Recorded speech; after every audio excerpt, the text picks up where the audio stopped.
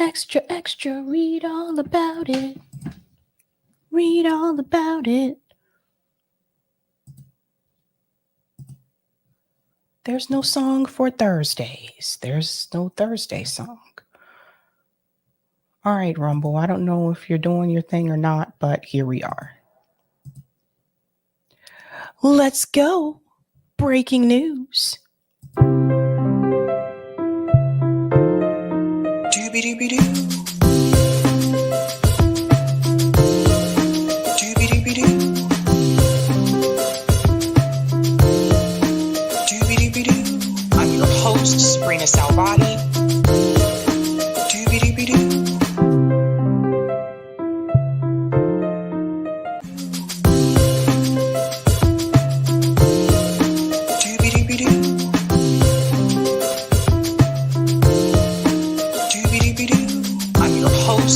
Salvati. Dooby-dooby-doo.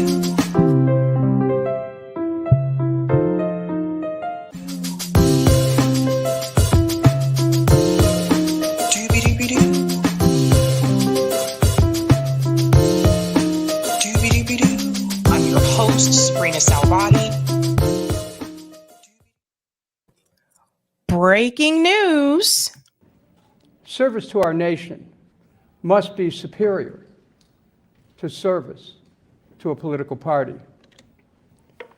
Matters of great economic importance to the American people, war, inflation, the deficit, the cost of food, shelter, energy, housing, childcare, education, and retirement security are affecting every family.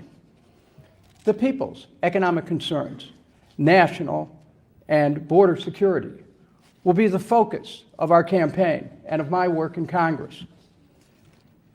I'm announcing my candidacy for the United States House of Representatives from Ohio's 7th District as an independent, because I'm uniquely able to reach in and to help heal the partisan divide, to bring people together, and to help reestablish the sense of unity, which is the essence of who we are as the United States. The 7th District is familiar territory. I represented over 20 Cuyahoga County communities in that district for 16 years, constituting approximately 45% of the present district. Except this time, only my name will be on the ballot. No label, just Dennis J. Kucinich. That's right, ladies and gentlemen. Woo! Breaking news.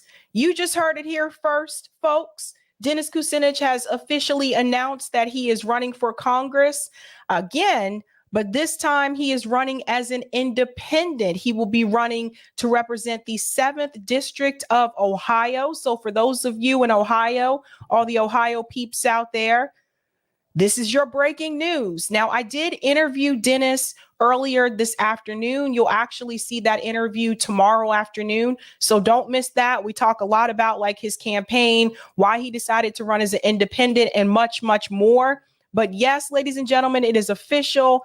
Dennis Kucinich is running for Congress as an independent. So I was going to cover this tonight, but I figured since I did the interview with him earlier today, you'll be able to watch that tomorrow. And honestly, I think he actually has a good chance of winning. This is his old district. People know him there. Dennis Kucinich is not one of those politicians like Joe Manchin that I'm going to make all this money and sit in this house on the hill above the people. Dennis Kucinich still lives in the same house. He still knows the same people, and he's very much a part of the community. So that is some good news, I believe, coming our way. And welcome to Sabby Sabs podcast. I'm your host, Sabrina Salvati. If you are new, I want to let you know that Sabby Sabs podcast is a part of Revolutionary Blackout Network. You can catch me there on Thursdays for the Sabby and JB show. And you can catch me here on Tuesday, Thursday, Fridays, and every other Sunday. What's up, guys? Shout out to everyone watching on YouTube, Rockfin, Twitter, and Rumble. And we are back up in this piece. That's right, ladies and gentlemen. It is Thursday, not yet Friday, but we are going to get there. We're going to get there. I want to start off by giving shout outs to people in the chat, and we will do call in tonight. So there's a lot of things to discuss, I think. Shout out to CBC Voters, says happy Thursday, Sabby Sabs. What's up, CBC? Greetings, DC, says Sam is classic donor surf, a world of donor dingleberries. Greetings, David. Sabby, don't forget Delta Airlines support genocide in Israel and the other two. We'll talk a little bit about that tomorrow. Shout out to Glenn Campbell. Let's give him a big whoop whoop for becoming a Sabby member. What's going on, Glenn? Shout out to Kenman, says love Sabrina. Love you too. Greetings, Mastermind Hour, who's a Sabby member, says Joe Obama is so old that his birth certificate is written in Sanskrit. Oh my God, the jokes are coming. Shout out to Hannah, says I'm here for it. Greetings, Joe, says listening to some Boz Skaggs and Dirty Lowdown while waiting for everyone to come in. It's the ultimate jam, in my opinion. What's going on, Lorez, says hello, Sabrina, Eric, and Sabby fam. Cedar is like David Pakman. Both try to out-cringe the other. That's why he'll be next anchor on CNN, MSNBC. Angry, but not surprised at UAW. Smash the like, y'all. Shout out to Red, says hello to Sabby and all. Greetings, Lawrence Johnson, who's a Sabby member, says Shaka when the walls fell. What's going on, Lyle, says hey, everyone. Greetings, New Year, New Sheep, says bye.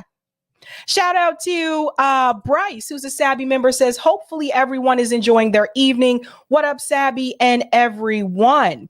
Shout out to Gamer, says hello. Greetings, Eric T. Red, who's a Sabby member, says, yo ho, here we go.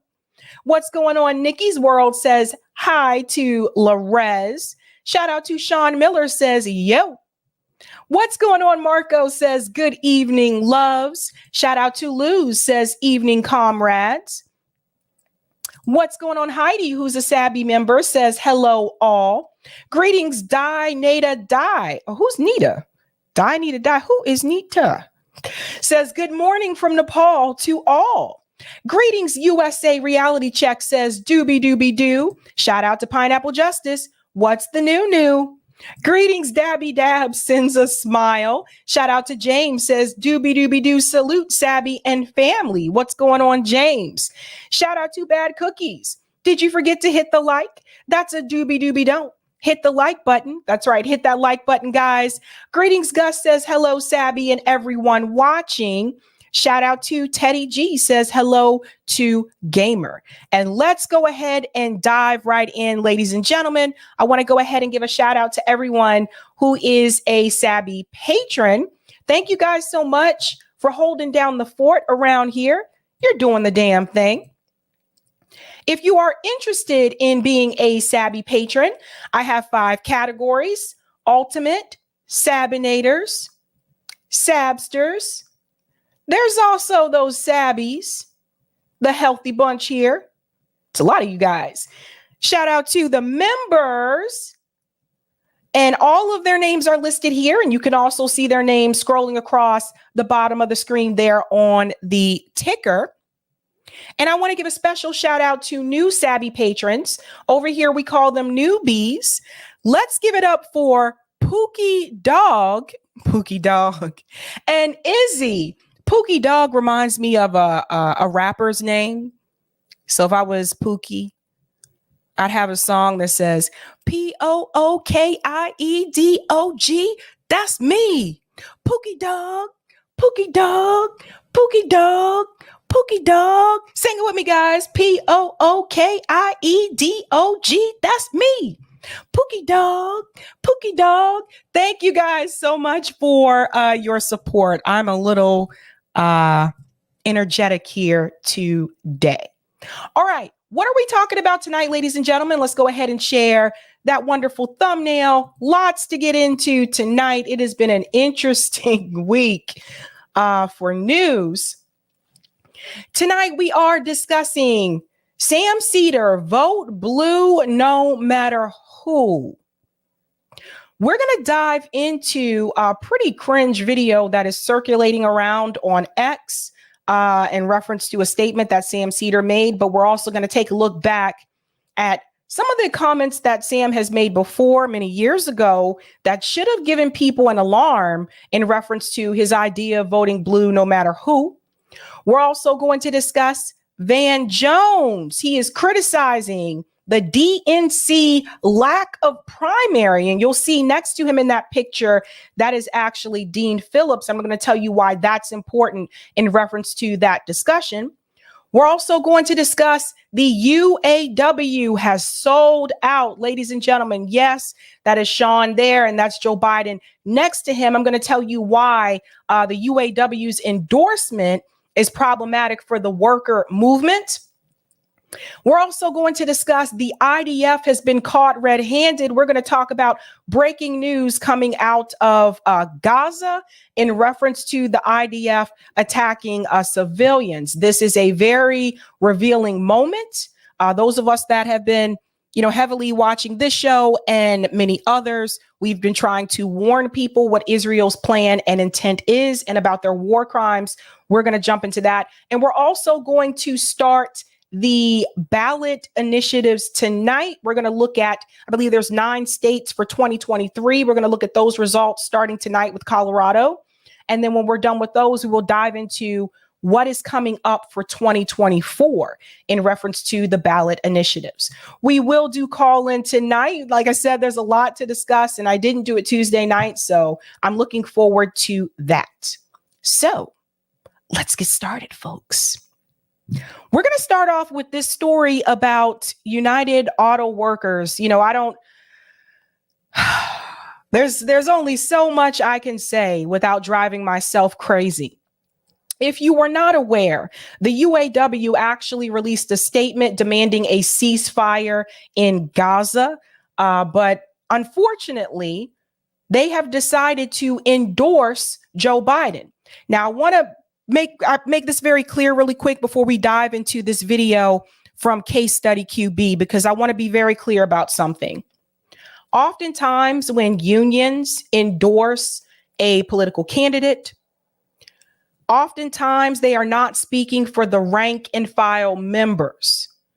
It is not uncommon for union leadership and management to make these calls regardless of what the rank and file members say. And you're going to hear a little bit about that as well as a part of this story. Where do those people actually stand?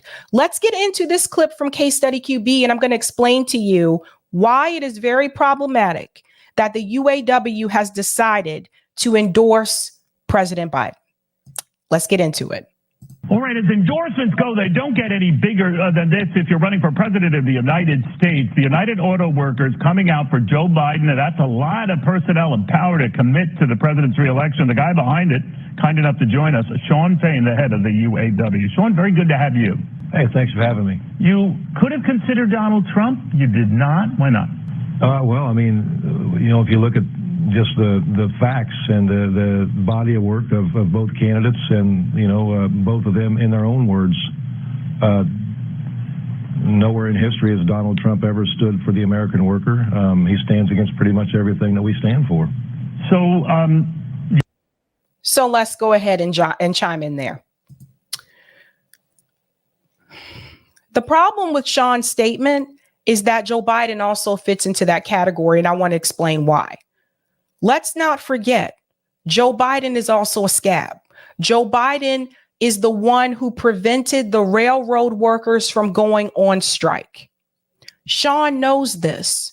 So why is Sean sitting here pretending as though Joe Biden has been great in reference to unions and the worker movement? Because let's think about something here for a second, folks. Let's put the railroad worker strike to the side. If you're really pro-worker and pro-labor, why is it that Joe Biden reneged on his promise to increase the minimum wage? That was his promise that he made. Federal minimum wage, still, $7.25 an hour? But he's pro-worker. What Joe Biden did is that he showed up to one UAW strike.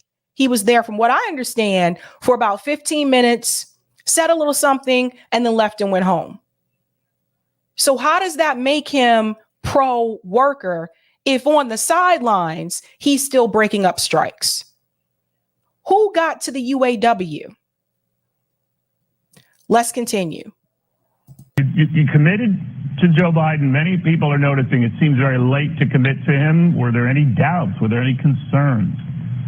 No, never a doubt. I mean, look, we have a process we follow, and our leadership. As we said, our endorsements are going to be earned and not freely given anymore. And so, we had to look at a lot of things. And overall, we just had our contract fight with the big three, and our most successful contract in history. And President Biden stood there with us on the picket line. Unlike President Trump back in 2019 when GM was on strike for 40 days and he was completely non-existent. President Biden stood there for like 15 minutes. Okay. And silent on the issue. I can go down through the list of things, the difference in the candidates, but it's very clear to us who stands with working class people in this country and who stands against them. Who stands with working class people in this country? Let me tell you why they're full of it, okay? Neither Joe Biden or Donald Trump are standing with working class people. They're both corporate. Both parties support Wall Street. Both parties support the military-industrial complex. Now, Sean said that his endorsement has to be earned for the UAW. If it needs to be earned, I would argue that Joe Biden didn't really earn your endorsement. The UAW put out a public statement calling for a permanent ceasefire in Gaza, which I told you is the bare minimum in reference to this conflict with Israel and Gaza. So how did Joe Biden actually earn your endorsement? And the UAW being willing to endorse Joe Biden when we have not had a permanent ceasefire. This is absolutely horrendous for the labor movement in this country. I want people to really understand this, because what Sean is showing you, and we've said time and time again, is that whenever you have the duopoly coalesce with unions and a labor movement, they co-opt the movement, and the unions are more likely to weaken their demands. This is exactly what we have happening right now. How dare you give him any type of endorsement? There's no ceasefire in Gaza, Sean. What are you doing? This is not good for workers. This is not good for labor. This is not the way that you stand up to the military-industrial complex. This is not the way that you stand up to the establishment. You just gave in to the establishment. Let's continue. Counterpart of the Teamsters, Sean O'Brien, has met with Donald Trump and, of course, the president, all the major candidates when they were still in the race. You opted not to go that route, and I'm just curious as to why. Well, you look at the body of work. I'm not going to speak for President O'Brien, but I will speak for the UAW. And in 2008, 2009, the economic recession, Donald Trump blamed the workers for what was wrong with these companies. In 2015, he talked about doing a rotation of good-paying jobs in the Midwest, somewhere where they pay less and have people begging for their jobs back at lower wages. In 19, also in 15, when Volkswagen workers voted to organize. Okay, so first of all, I don't agree with unions endorsing presidential candidates. I don't think the worker movement, and Shama Sawant taught us this, the worker movement cannot attach itself to the duopoly. The UAW, the Teamsters, the AFL, all of these unions, you cannot attach yourself to the Democratic Party. You cannot attach yourself to the Republican Party. It hurts the labor movement. And you're not speaking for the rank and file members. If you want a labor movement in this country, you have to be completely detached from the duopoly and focus on labor at hand. Now, that being said, if you are going to endorse a presidential candidate, the UAW should have been endorsing the candidates that actually support the permanent ceasefire that they called for and stood with the workers on the picket line. Cornel West was there with the UAW workers on the picket line. He's called for a permanent ceasefire. Shouldn't they be supporting a candidate like that or a candidate like Jill Stein?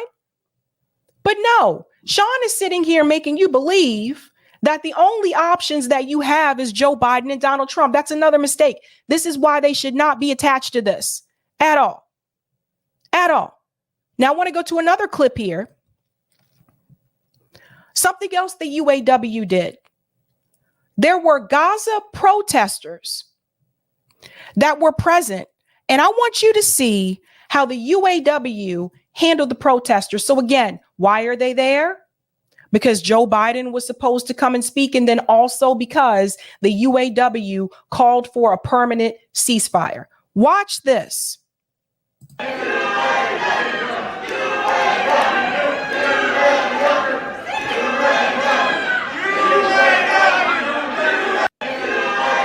See this? So you see this? You see this? Want me to see this? So here you have the UAW pulling and dragging out pro-Palestinian protesters. So the UAW, when you made that statement calling for a permanent ceasefire, was that just a joke? Why are you dragging you drag these pro-Palestinian protesters out who are calling for a ceasefire, which you also called for, but you let Joe Biden stand there and speak and you give him your endorsement. These unions have been co-opted, you guys. These unions have been co-opted. This is why I say we cannot stop at unionization. People want to push back when I say that and say, well, what else are we supposed to do? That's the minimum. Starting a union and supporting unions is the minimum. We should be striving for people to actually start worker cooperatives so they own a piece of the company. The people who are a part of the unions, they don't own a part of this company. They're just union members. And oftentimes the management and the leadership of those unions don't go along with what the rank and file members want. We saw this with the railroad workers. So you see them just dragging them out. Like, this is appalling.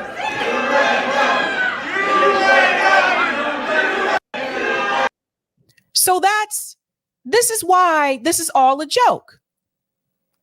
Now, let me show you how Sean reveals himself. He goes on to talk about, let me scroll down here. He goes on to talk about how most of the members are not going to support Joe Biden. Watch this. Look, let me be clear about this.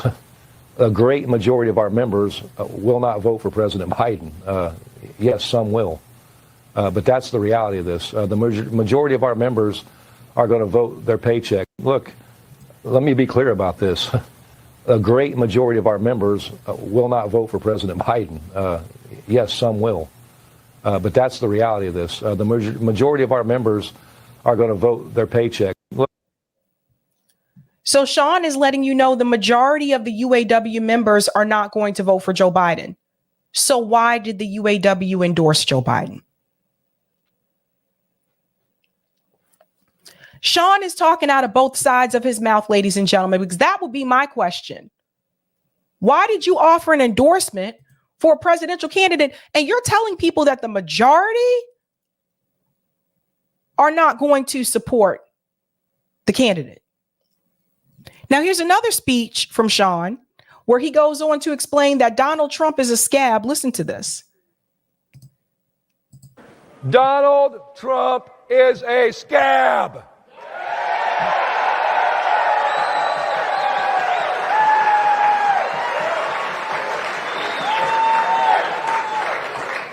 Donald Trump is a billionaire, and that's who he represents.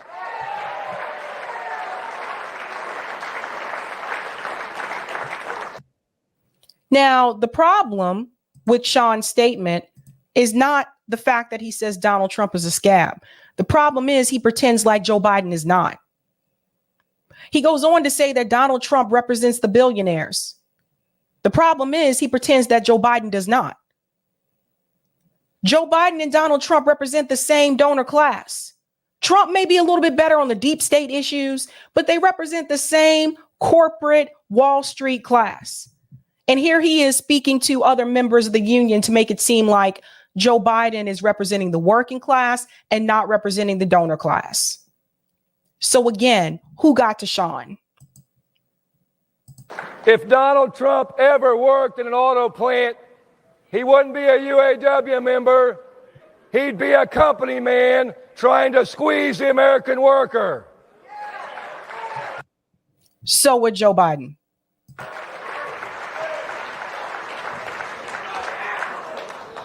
Donald Trump stands against everything we stand for as a union, as a society.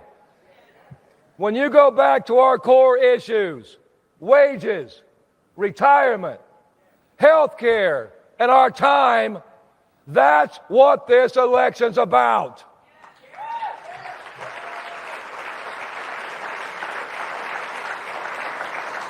This election's about who will stand up with us and who will stand in our way.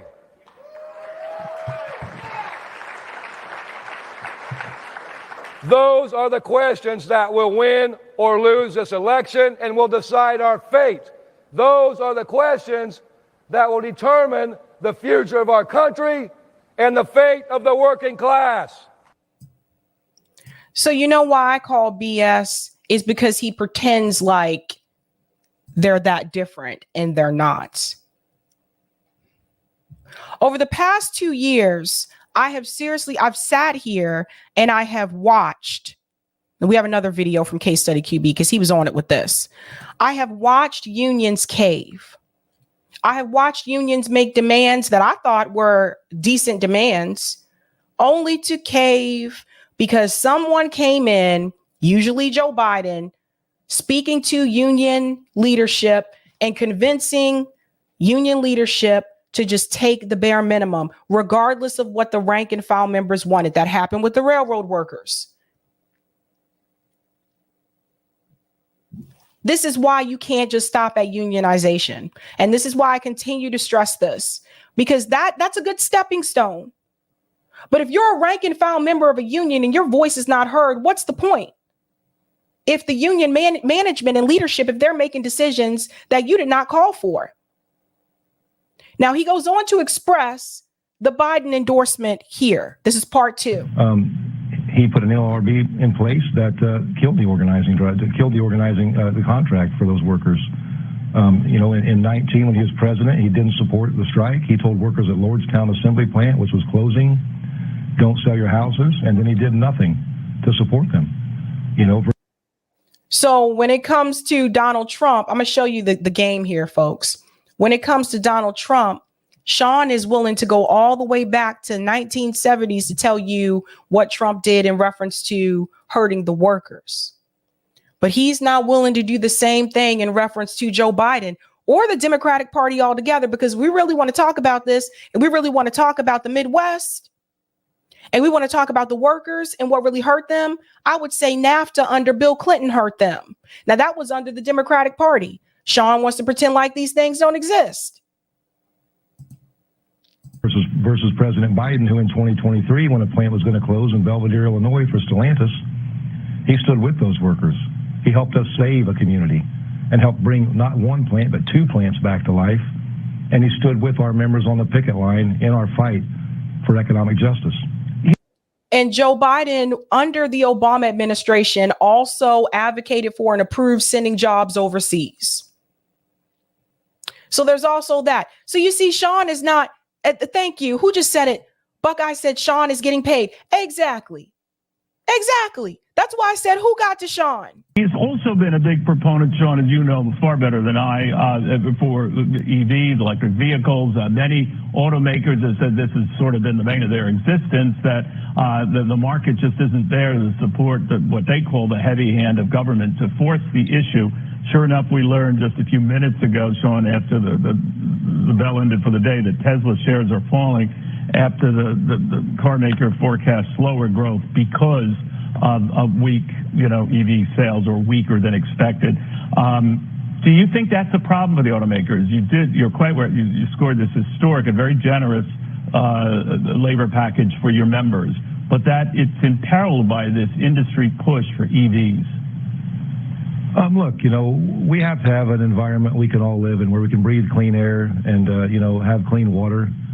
The UAW has always led the way in environmental concerns, going back to our founding. And, wherever the industry goes, we're going to be a part of it. Our workers are going to be a part of it. We're going to fight for those jobs, and we're going to fight for it to be a just transition where it pays good wages, good benefits, so that people can afford to live off that job. Do you think it's being pushed too quickly, though? And I guess that's what I'm asking. That it comes with the. Let's pause here for a second. See, we're going to catch him again because he said that the UAW has always supported environmental concerns. One of the reasons why they issued a statement about the ceasefire is not just because of the genocide, but also if you think about war, obviously that affects the environment. Bombs affect the environment.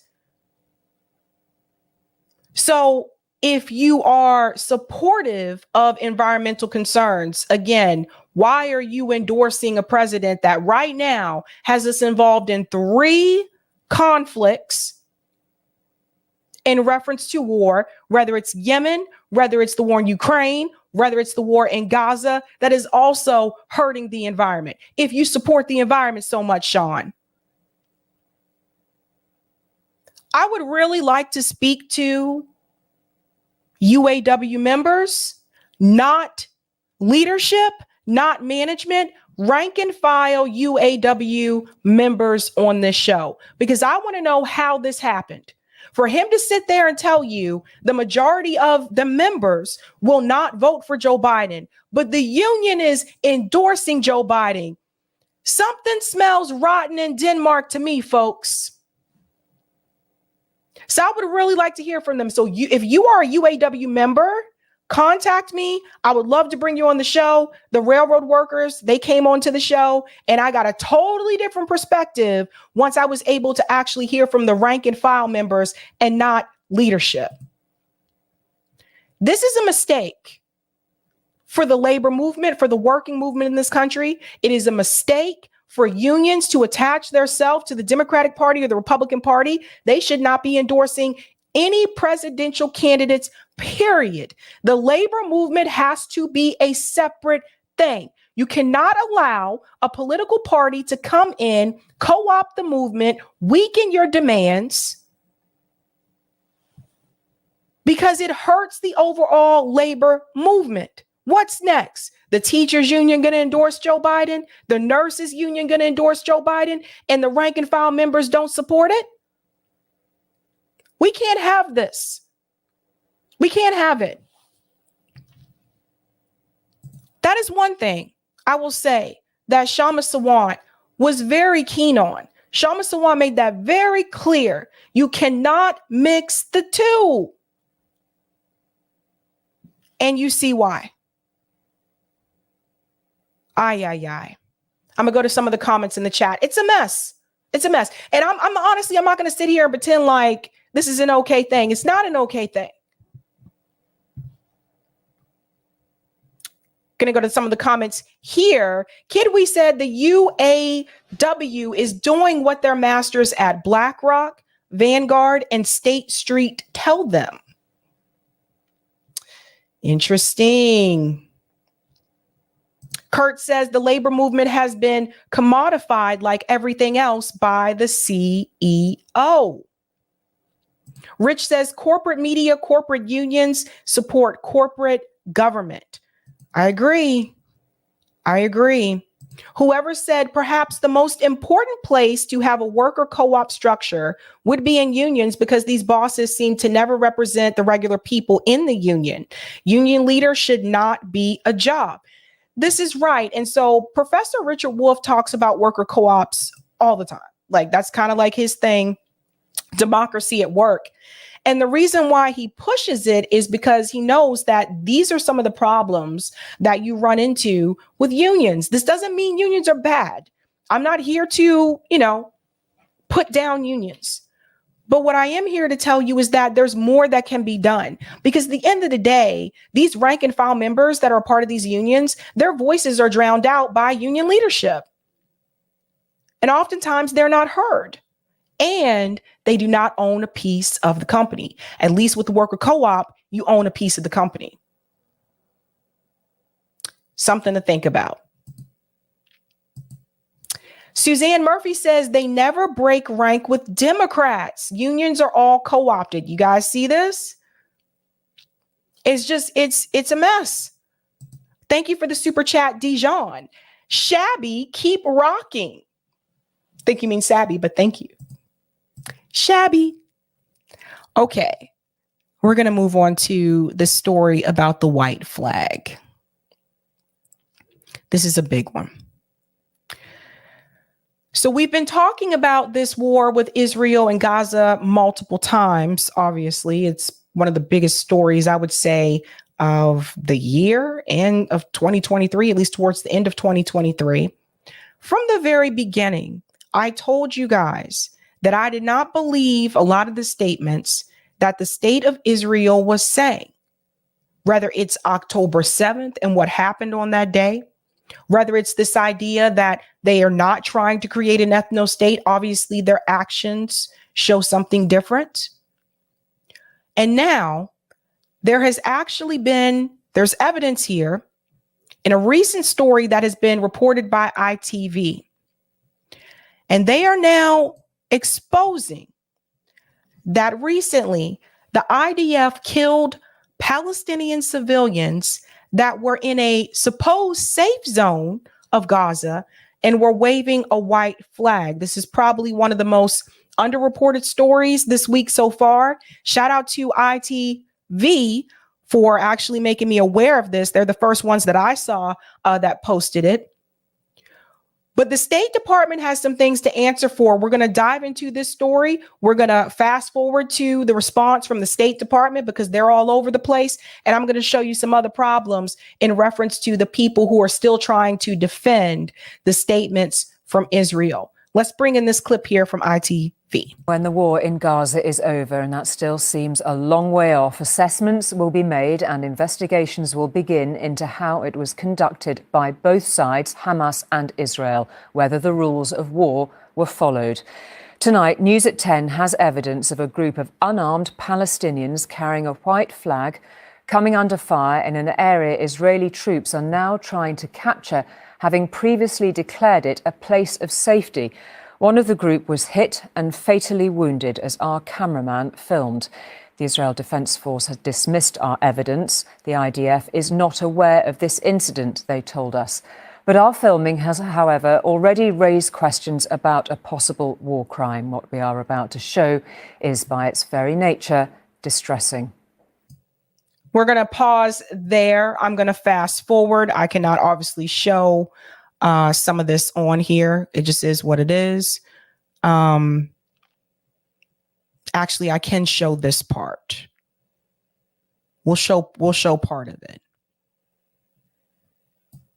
We'll start right here. Here we go. But some of it I can't show. Of the supposedly safe area called Al-Mawasi that the Israelis have been encouraging Gazan civilians to flee to. These makeshift homes have been vacated because the war is getting closer.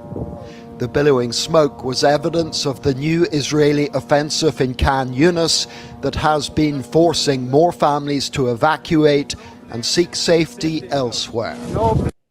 So this is a constant thing in reference to this war in Gaza. They have actually told Palestinian civilians, leave North Gaza, go to South Gaza. Then they were still bombing South Gaza.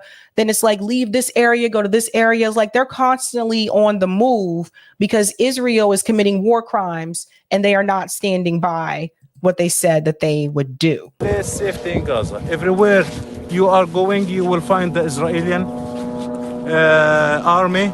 They are shoot us. At home, any building, in the street, everywhere you are, they will give you a chance sometimes, just for 5 minutes, sometimes do not give you any chance to take your clothes, to take your children, to take your family, and to get out of the building. This is our life in Gaza. It's very difficult. These pictures were filmed by a cameraman working for ITV News in Gaza. As he moved forwards towards the combat zone, he noticed this group of men doing their utmost to appear non-threatening. We're going to pause it here and I'm going to fast forward through this part. But these men right here waving the white flag, obviously, if you're waving a white flag, that is a sign of, surrender, that type of thing. And again, this was supposed to be a safe zone for Palestinian civilians. So the IDF should not have been striking this area here in particular. Now I'm fast forwarding past the part where they actually struck them. And then we'll pick up here. So they did shoot them, even though they were waving the white flag. Okay, thanks, Eric. I'll show that part too. Because Eric said I can show the interview part. So I'll show that and then we'll come back. There we go. To proceed with care. They wanted to reach 2 other family members and get them out of harm's way.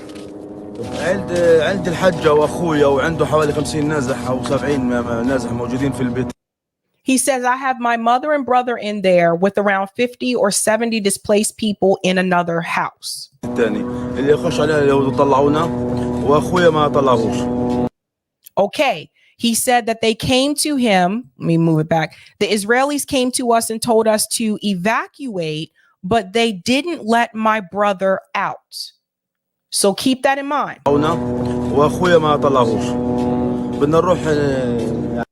We want to go and try to get them, God willing.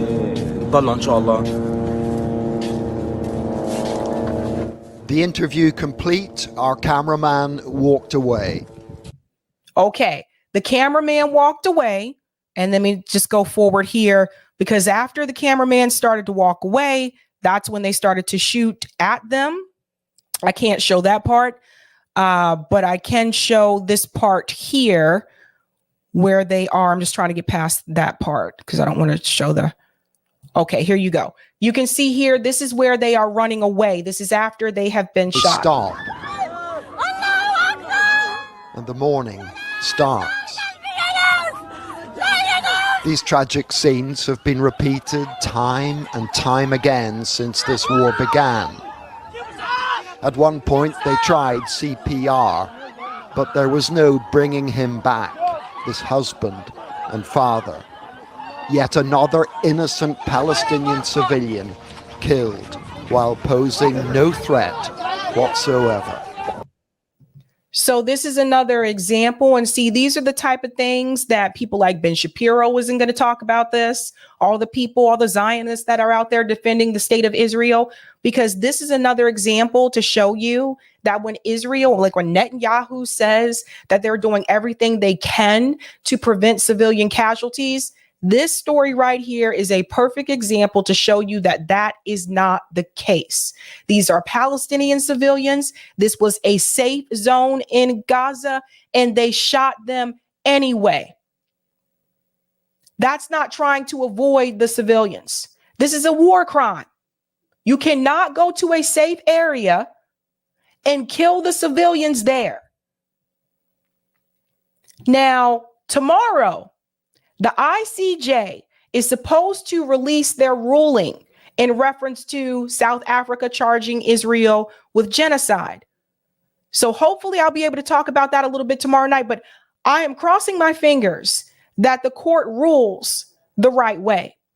But I do want to prepare you for this.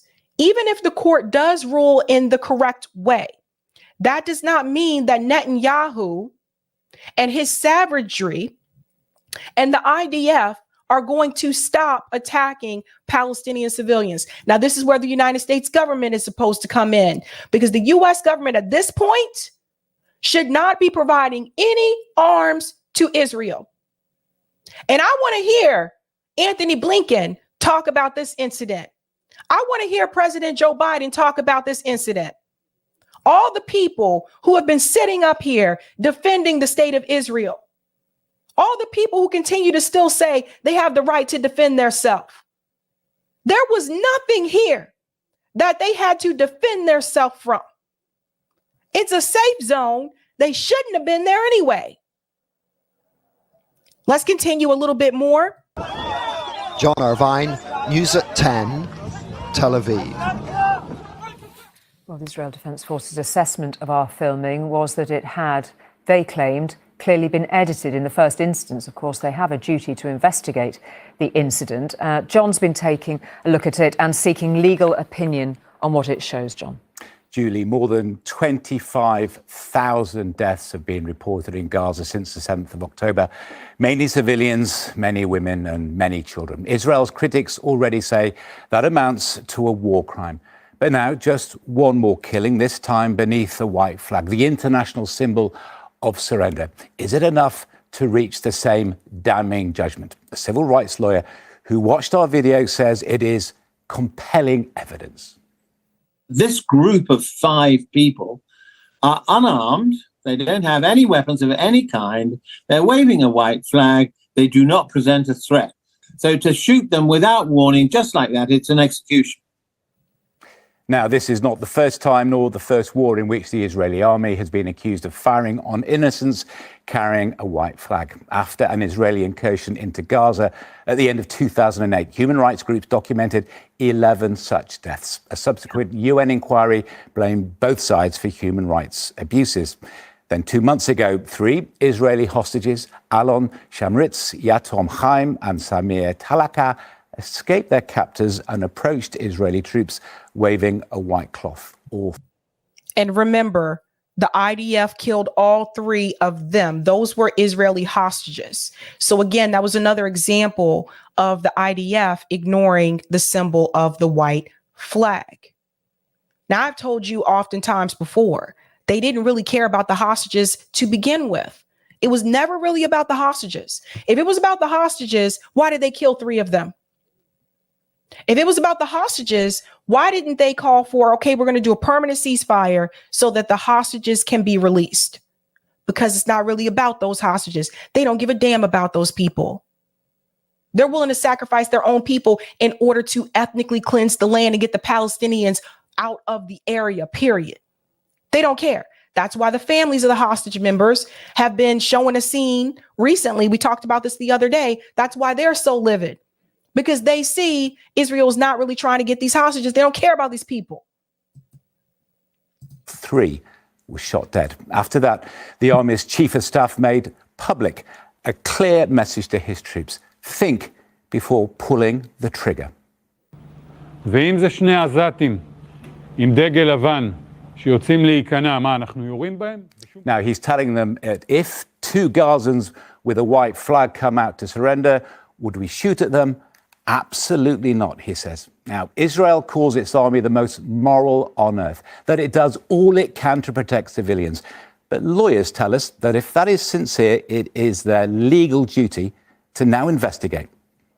Maybe there are circumstances why this event happened. We don't know. But on the face of it, it seems to be a violation of the responsibility of an occupying force and the rules of engagement. Now we have to see, will there be an investigation? Separately, of course, Israel is facing a judgment from the International Court of Justice on a charge of genocide. But accusing an army of committing a crime is easy. The actual facts can get lost in the fog of war. Securing a conviction, Julie, that is rare. Okay.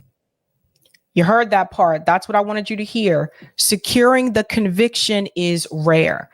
If the ICJ does not rule against the state of Israel tomorrow, Israel is going to continue to do whatever they want to do because they know they will never be held accountable. And that will be dangerous, not just for Palestinians in Gaza, but for the entire Middle East. Violating international law is a danger to us all. Now go tell Ben Shapiro that. Now there's more, because the State Department actually had to answer to this video that we just discussed about the Palestinians waving the white flag. Listen to what he says. Yeah, go ahead in the back. Yeah. You may have had the chance to see some of the footage shot by our cameraman in the Gaza Strip, widely shared online, showing a group of men waving a white flag, representing no threat whatsoever, unarmed, and moving south. to try and reach some relatives. The IDF opened fire, as you can see on that video, and killed one of them, Abu Salul. I wonder what your response to that is, and whether you think from watching that video whether that potentially represents a war crime. I have seen that footage, but I am not going to comment on the specifics around that, given I'm not aware of the full circumstances on the ground. And as we've said before, this is not an American operation. But beyond that... Pause. So something I will tell you with the State Department, it's interesting. He admits that he saw the video. But he goes on to tell you that, well, I don't know the full circumstances around it, so I don't really want to comment on that. However, they had no problem commenting on any accusations against Hamas. They had no problem claiming to verify and comment on the beheaded babies, which was a lie. These supposed sexual assaults, which there was no forensics done, no investigation. They had no problem confirming that. In fact, whenever there was an accusation against the Palestinian people or against Hamas, the State Department had no problem confirming without any evidence, without any investigation, without any forensics, no problem at all. But anytime it comes to accusing Israel of violating international law, committing war crimes, all of a sudden it's, I can't really comment because I don't know the full context of the story. That's because our State Department, that's because our government, that's because our politicians were bought and paid for. They belong to these lobbyist groups like AIPAC. They belong to the other Israeli lobbyist groups. They are controlled by these groups. That is why they can give Israel the benefit of the doubt. This is all about corruption. They're all corrupt, including this guy who's supposed to be an imitation Sagar. They're all corrupt, all bought and paid for. He goes on here. Yeah, please don't. I'm happy to take your questions if you'll allow me. To answer. I don't interrupt you, and I ask you to not do the same.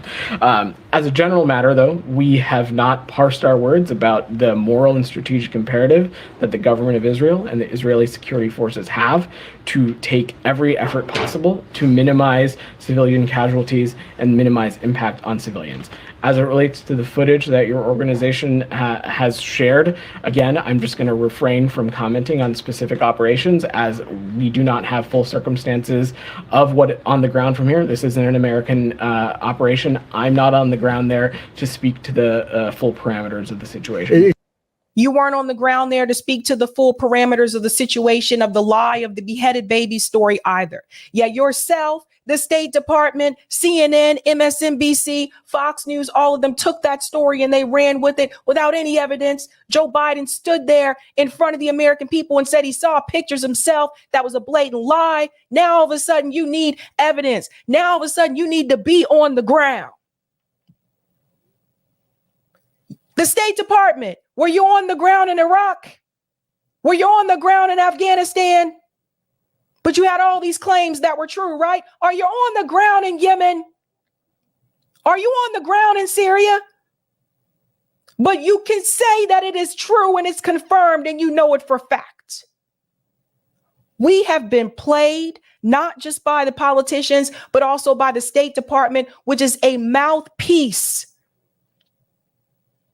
for those politicians. They repeat the talking points from the State Department. I don't even know how old this guy is. He looks like he could still be in college. I don't even think he knows what he's talking about half the time. And the news commentators, the same thing. They repeat the talking points from the State Department. These people have not done any investigative journalism. He says he wasn't on the ground. Neither a lot of these journalists or these commentators. And people can say what they want about those of us that do independent media on YouTube, but we bring on people who are investigative journalists who have been on the ground. People that CNN and MSNBC and Fox News would never bring onto their platform to talk about what's happening there. But again, it's not any civilian death any civilian death is heartbreaking, and any civilian life lost is one too many. And we have made that clear with the Israelis, and will continue to do so. Beyond that comment about it being heartbreaking, which is a platitude we often hear, would you urge, given that you broadly support the IDF operations in the Gaza Strip, would you support a Israeli investigation of what happened in that video? Given that they're waving a white flag and they represented no threat. That is for the IDF to undertake and determine based on the circumstances of that situation. What I will say is that we have been clear to our Israeli partners that they need to take every possible measure to avoid civilian harm during an operation and investigate credible allegations of law or of war violations when they arise. But that is for our Israeli partners in the IDF to speak to. He's struggling here. He's struggling to answer to this. He's just repeating what he just told you there. I mean, you don't have to be in that position to say what he just said. That's just something written down on a piece of paper for him. We've told them to try to prevent civilian harm. No one cares what you told them anymore. What you told them isn't working. If I tell you, don't eat the pizza, let's talk about pizza. We'll use a pizza analogy. If I'm your mom and I buy a large pepperoni pizza, or cheese for those of you who don't get down with the pep, and I bring it home and I sit that large pizza on the table, and I'm going out with my friends, we're having a girls' night, and I look at you and I say, I bought pizza home. Now, don't eat all the pizza. Only have one slice. If I put a large pizza in front of you, am I supposed to expect these kids to not eat more than one slice of pizza when I put the whole damn pizza in front of them? No. So if the U.S. government, you sit there and you tell Israel and you're saying to them, you need to do everything that you can to avoid civilian casualties, but at the same time, you are supplying them with weapons. You're in the back pocket of AIPAC, which should be a foreign agent, by the way, a registered foreign agent. You're giving the country $3.8 billion a year. You're defending them at every damn cost that you can. Every chance you can defend them, you do. You never hold them fucking accountable. Would you expect the state of Israel to actually say, okay, we'll listen to what you say and we'll do whatever we can to protect all these civilians? When you sit there and you deny that they're trying to ethnically cleanse the area, that they're committing genocide against the Palestinian people, and you just continue when they've shown you in every possible way that they want the people gone, and you sit up there and you never hold them accountable, what would you expect them to do? Let's go back to imitation Sagar.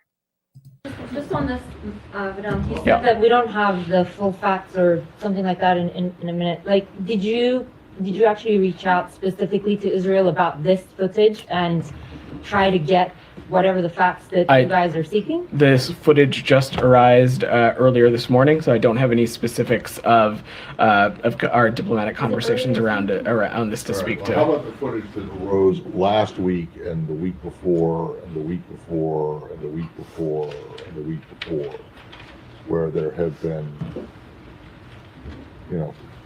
if not similar, awfully close instances? Have you ever gotten an explanation from the Israelis? Have you ever gotten a finding from the Israelis of what their investigation, if they promised one? I'm not going to speak to private diplomatic conversations, Matt, but this is something that we raise continuously with the Israelis. The secretary has done so. Other officials in our government have done so, and will continue to do it. Okay. Well, have you ever gotten an answer from the Israelis? I'm just not gonna. I'm not gonna speak to the privacy of certain diplomatic conversations, Matt. But we have been clear that there is a moral and strategic imperative to take as many steps as possible to minimize civilian casualties. That's fine.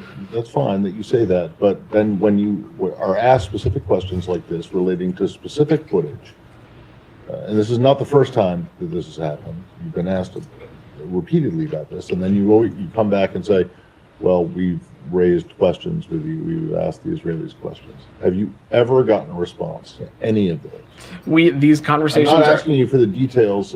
I just want to know. We have these conversations are private. We have raised with the Israelis specific circumstances, and we have you have received gotten answers. Correct. I'm not going to speak to those conversations right now. In any case, are you aware that the Israelis say we screwed up here? I'm just not going to speak to the private conversations, Matt. Yeah, anything that implicates Israel is all of a sudden a private conversation. Yeah. Since it sounds like you haven't had a chance to ask about this one, are you planning to ask about this particular instance or no? I'm just not going to speak to specific diplomatic conversations. What I will just reiterate, Humaira, is that we talk to our Israeli counterparts all the time, regularly, from various interlocutors across our government, and we'll continue to do so. And front and center, part of those engagements will continue to be the moral and strategic imperative that our Israeli partners have to minimize the impact on civilians. We talk to them all the time, but he doesn't seem to know what's going on. But he talks to them all the time, right? Now we're going to fast forward to this one, because the ICJ ruling is tomorrow. It says State Department, again, same dude, Imitation Sagar, struggles to answer whether the United States will adhere to the ICJ ruling tomorrow. Listen to this one. Okay, I'll come back to you. Ryan, you've had your hand up. Go ahead. To the ICJ question, setting aside opining on how the preliminary verdict might come out, would the U.S. at least commit to not vetoing enforcement of whatever the court rules, one way or the other? I'm not going to commit to any action from up here. That's but to not pick up on Matt's question from earlier, doesn't that undermine the U.S. insistence that other countries ought to follow these court rulings? What does it leave of the kind of rules-based order if countries can pick and choose decisions? That's certainly not what I was indicating. Again, I think we need to take a step back here because a decision has not come down, and no one here knows, unless you can tell the future, what exactly that will be. I'm not going to commit any U.S. government action from up here within the auspices of any body. What I can say is that we believe that the allegations that started this process, that Israel is committing genocide, we believe those to be unfounded. Simultaneously, let me call him out, okay? So how many times has he told you that he doesn't know, or he can't speak to a certain issue, right? So what they're basically asking him, depending on the ruling tomorrow from the ICJ, is the U.S. government, the State Department, going to adhere to the ruling from the ICJ? He goes on to basically tell you he doesn't know, he can't really speak to that. So he's telling you that our State Department isn't willing to follow international law? Am I the only one who realizes that? He's telling you that our State Department may or may not be willing to follow international law. That is a problem. That's a big problem. But he can go on and tell you that we think the findings of genocide are not true, right? Anything to defend the state of Israel. But Ryan's not done. Watch this. We'll continue to raise with our Israeli partners the moral and strategic imperative that they need to take additional steps to minimize deaths on civilians. But I'm not going to get into this process beyond that. Last one. At the same time, there were images this week of Israeli protesters blocking aid coming in to Gaza. To get that far into a military zone, there must be some kind of coordination with the military there. Did the U.S. raise with its Israeli partners this question of Israeli civilians protesting and blocking aid getting into Gaza? I'm not aware of the specifics of those imageries, but what I will just... Of course. You guys see the pattern? Since he's not aware, I have the video clip. I'm going to show it to you. Since he's not aware. I'm not aware. Once again, something that Israel is being accused of, he's not aware. I don't know about those images. Really? You don't know about that? It's trending all over social media. You're not aware of those images? It's funny because he thought he was done with Ryan, but nope. Say broadly, both as it relates to Rafah or Kerem Shalom, these are not crossings that the United States, they're not our crossings, but we continue to be in close coordination with the government of Israel, with the government of Egypt, and other interlocutors on the appropriate entry of humanitarian aid, as well as the safe departure of nationals who have a desire to leave Gaza.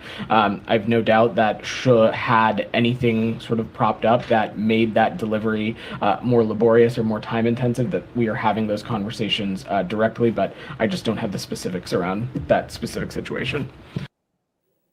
Doesn't have the specifics around that situation, huh? Of course not. Not when it comes to Israel, but you got specifics to say to people that you don't think that they're committing a genocide. And speaking of genocide, we have a clip here from the Burlington City Council. And I'm gonna tell you, these people have been given talking points. Watch this young woman here. Watch her slip up. This I'm going to tell you, they've been told what to say. Listen to this.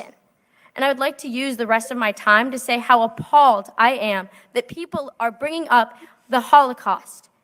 Do not use other genocides to describe this one. I have been... And I would like to use the rest of my time to say how appalled I am that people are bringing up the Holocaust. Do not use other genocides to describe this one. I have been... You see, this is how you know when people have been given a script, because that was a Freudian slip that came from that young woman, but that's probably really what she believes. You see, deep down inside, she probably really does believe that what is happening in Gaza is a genocide. So here's the Freudian slip. It comes out. She wasn't supposed to say that part. Somebody gave her talking points. It's all over the place, and it's an absolute disaster. Now, to the point that Ryan was getting to about them blocking the aid. Remember, the genocide is not just about the physical war, the bombs. It's also about starvation. So this is the clip I told you. It's all over social media.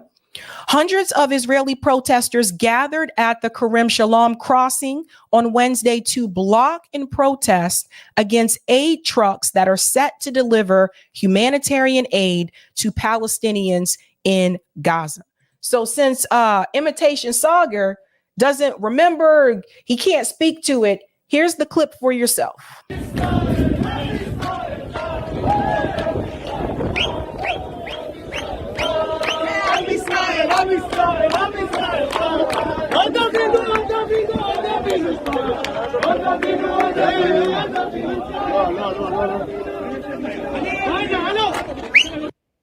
So you see these trucks?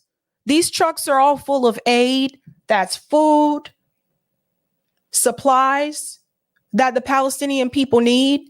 And they've blocked these trucks from getting into the people.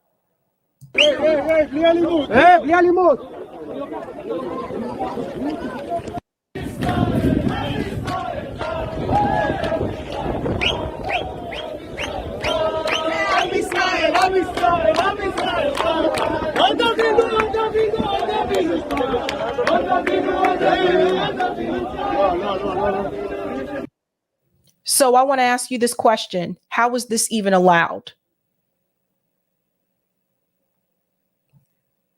Where's the U.S. government in reference to that? How is that even allowed? They can block off the aid from coming in. But I don't want you to see this, and I don't want you to assume that everyone in Israel feels this way. There are also Israelis that are protesting against the government to call for end to the war. And you can see this here. AP reported this. Israelis protest against the government calling for the end of war in Gaza. You see, it's not just the pro-Palestinian protesters in the United States and other countries. There are also Israelis in Israel that have had it. And I don't know who said this, but who created this account? Sugar and Jetty, I will not answer your question. I will deflect and deny. We needed a laugh tonight. Health Ministry in Gaza says more than 25,000 Palestinians have been killed and over 63,000 wounded since the start of the war. So we also have to remember there are also Palestinian civilians that are wounded that can't get the treatment that they need because Israel has destroyed the hospitals. There are people actually having surgery with no anesthesia. They don't have anything. They have no supplies. So there's also the wounded. I sincerely hope that the ICJ tomorrow makes the correct ruling. And if it does, and our government does not adhere to it, we got to get right back out in the streets. Just is what it is at this point. I'm going to go to some of the comments here. JB says, I'm discussing this story on Saturday. I got some things to say. I hear you, JB. That guy, McFly, IDF killed their own Israeli civilians in a similar fashion. They were malnourished, naked, waving a white flag, and were shot by the IDF. Yep. Soli says, think of this. The IDF have been training with American police in order to teach them urban suppression tactics. Keep that in mind when Black people are saying that American cops are out of control. Bingo. Suzanne says, I hope Max Blumenthal brings this up at the State Department press briefing. I'm sure he will. Sure he will. The Oracle says the ICJ has got to rule in favor of the provisional request for a cessation of hostilities. If it doesn't, it loses credibility. Yes, it will. It will lose credibility. And JB says, so terrorists are blocking aid from reaching innocent people. There you go. There you go. I'll take that comment on Rockfin, Eric, and then we can go to part 2 for the tight VNC. Thank you so much for the tip on Rockfin, DB Cooper the third. Bless you, Sabby. Oops, Sabby. This is appalling. Thank you so much. Thank you so much for the tip. Oh man, that is something else. If you have not had a chance to do so, go ahead and smash that like button. That helps me out with the algo. If you are new, don't forget to sub and share. All right. And thank you for the super chat. None of your business. Our evangel support Zionism. Interesting. Interesting. Okay. We're going to get to this story here about Van Jones. So Van Jones, you know, I showed you guys a video of Van Jones in the 90s when he was at a protest and he was all brave and strong and he was all like revolution now and stand up for the people. And then one day someone gave Van Jones a suit and he sold out. Now, every now and then he will mention a couple of progressive talking points to try to maintain some of his progressive cred, but he's establishment. That being said, he said something recently about the DNC that I think we need to pay attention to. And this is actually going to transition into this issue with Dean Phillips, which I said today, I was on Rising early this morning. I said earlier today on Rising, I think people need to actually start paying attention to Dean Phillips. I know if I was Joe Biden, I would be paying attention to Dean Phillips because I think this could be one of those sleeper candidates that actually ends up picking up when people are not aware. We talked about what he did in New Hampshire. But Van Jones speaks to the DNC not allowing a true primary, and I'm going to explain to you why that involves Dean Phillips. So shout out to Case Study QB for this clip. Case has just been out there doing the damn thing. Let's get into this clip here. Yeah, but it's so embarrassing and weird that we can't just have a normal primary. Look, I love South Carolina. I'm glad that South Carolina is going first. But there's something wrong in a party where you have this much discontent with the candidate and nobody can figure out a way to vote or do anything that counts or send a signal or send up a smoke signal, get a carrier pigeon, do something and listen to the fact that people in this party are very worried that Biden's not the right person. And so, and by the way, he can't give a speech now because these kids are so upset. In 1968, there was an unpopular war with very scary images, and it mobilized a generation and it hurt Democrats in 68. Well, that was the example that Dean Phillips chose to. Exactly. He thought he could be Eugene McCarthy. In that, yeah. Yeah, I mean, there was an opportunity for a candidate other than Joe Biden to make moves here, and for voters in New Hampshire to say, we want to see somebody different than Joe Biden. And Joe Biden. Let's pause here for a second. But she's being disingenuous, and she knows that. To say that there was an opportunity when Joe Biden actually changed the rules, decided to make South Carolina the first state, because that's the state that actually made him the front runner in the race in 2020. Opportunity. Choosing to ignore New Hampshire and Iowa when those have always been the first two states, right? What opportunity? What opportunity when the DNC said we're not going to have any debates because Joe Biden is the incumbent and we're just going to go with him? That's opportunity for the people who are choosing to run against Joe Biden, the Democratic Party. This is why I said you shouldn't do this, but here we are. She's being disingenuous. She knows it. And won in a write-in, 3 to 1. But do you feel good about it? Hold on. Do you feel good about the fact that these people who did go for Dean, their stuff that doesn't count anyway? There's no way for anybody in this party to register an effective, even protest vote, because the DNC ziplocked this thing before anybody had a chance. You don't think? Pause. Dean Phillips got 22,000 votes in New Hampshire.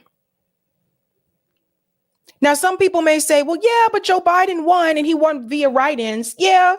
So a bunch of older voters in New Hampshire got together with a super PAC. That part's often left out. And decided to write Joe Biden in. That still doesn't change the fact that he's the incumbent president, and someone who was challenging him in his own party got 22,000 votes in New Hampshire, which shows you 22,000 people in New Hampshire don't want the incumbent. That's concerning. I can understand if Dean Phillips got like maybe 4,000, 5,000, 22,000. Think about that for a second. Dean Phillips says he's running because he doesn't believe that Joe Biden can beat Donald Trump. I mean, obviously, and this was brought to my attention the other day, obviously, Dean Phillips does have a base. I don't know where they came from. I didn't even know who this guy was until he announced he was running for president. I'm like, who? But here we are. So the point is this. If there had been debates allowed by the DNC, Dean Phillips actually probably would have received even more than 22,000 votes. That's why they didn't want to have a debate, because they knew that some of these other candidates actually would get more votes. Maybe not necessarily more than Joe Biden, but they would have larger than what they have now. So think about that. Now, don't get it twisted. Dean is wealthy. Dean had a lot of money come in, so he's been able to promote himself very frequently because he got the money. But the point remains is that the DNC, once again, was not fair. Just like they weren't fair in 2016 towards Bernie Sanders, they weren't fair in 2020 when they were telling people to drop out. They're not fair when they give super delegates to a candidate for counties that they didn't even win. That's why we had the DNC fraud lawsuit. But she wants to sit here and pretend like these things don't happen. She honestly wants to sit here and pretend like this has been fair. It has not been fair. Let's go on. I think if there had been an unexpected level of support for Dean Phillips in this process today, that there would have been more of a reckoning. There was absolutely the opportunity for people to make their voice heard, but people want to see Joe Biden be the nominee. Joe Biden beat Donald Trump in 2020. So let's debunk what she just said there. She said, people want Joe Biden to be the nominee. What people? Have you been to New Hampshire? I've been to New Hampshire. New Hampshire is my neighbor to the north. A lot of the people in New Hampshire are older people. If I want to compare it to Massachusetts, New Hampshire, the population there is typically older. And the younger voters that they have there usually don't come out that much in the primary. May come out in the general election, but not that much in the primary. So we all don't know who really wanted Joe Biden.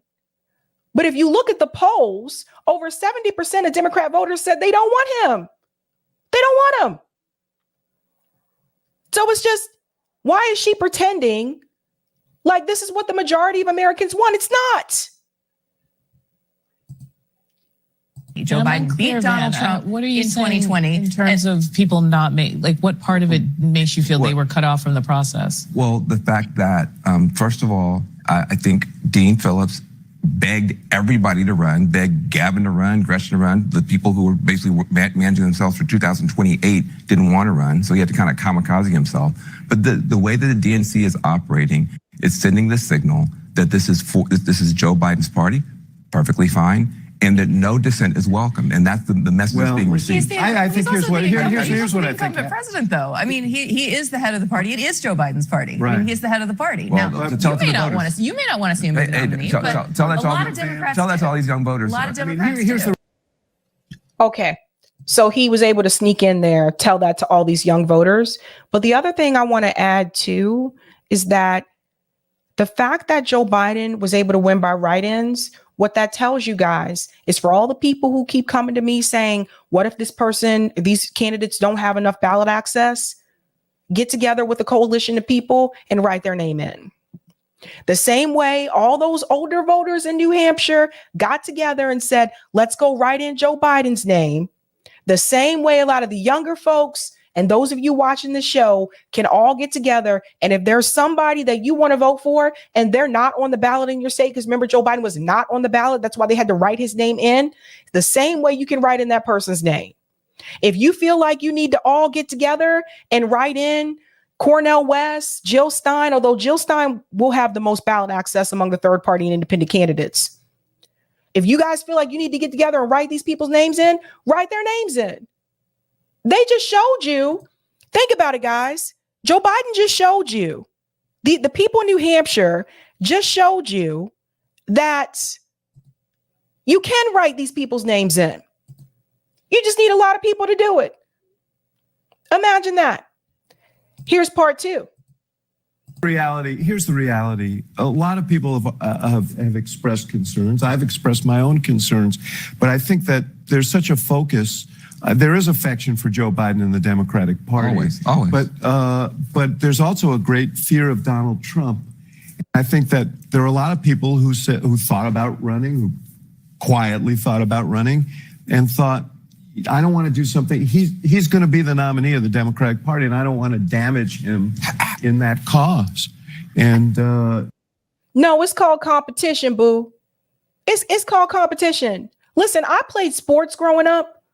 And there was never, like, for me, there was never like oh man, this team has done so well, I'd hate to damage them. No, you go out there and you destroy. Okay, that's just the way it is. It's called competition.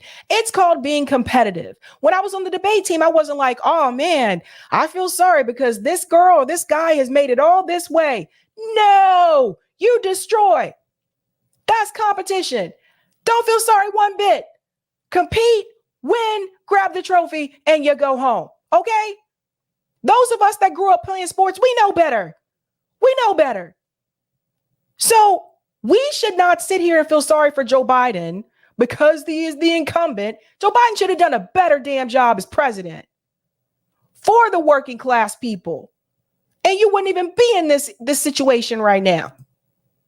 so that is the reality of what happened. As long as Joe Biden wanted to run, he was going to be the nominee of the party. But I do. There's always. Can I just say really quickly? I mean, look. There's always historically. There's hand wringing, right? There's always hand wringing around the re-election. There's always concern. I think Axe, you could speak to concerns in 2012 about Obama's candidacy. Of course, when you're looking. No, I'm sorry. The concerns around Joe Biden for 2024 are nowhere near, the concerns around Obama in 2012 are nowhere near the concerns around Joe Biden in 2024. Obama was not experiencing cognitive decline. Don't get me wrong, he didn't go as far as he should have in reference to policies. He reneged on some of his promises as well, too. but Obama could still speak in public, know where he was. He wasn't falling down the damn stairs. There's things like this, you know, stuff like that. Not the best comparison. At a president who has had 4 years in office, and people have zeroed in on their lines of attack, and this is not an unprecedented political moment. It does not mean that Joe Biden is in some way historically vulnerable. I don't think that's true. I don't think that's true. But he is historically vulnerable. I don't think that's true. Historically vulnerable. Then why did Democrats overperform in 2022? Why did they overperform? We're talking about 2024, and you and I read the same polls. You know he is historically vulnerable. That doesn't make Donald Trump a world beater, but he ain't getting any younger.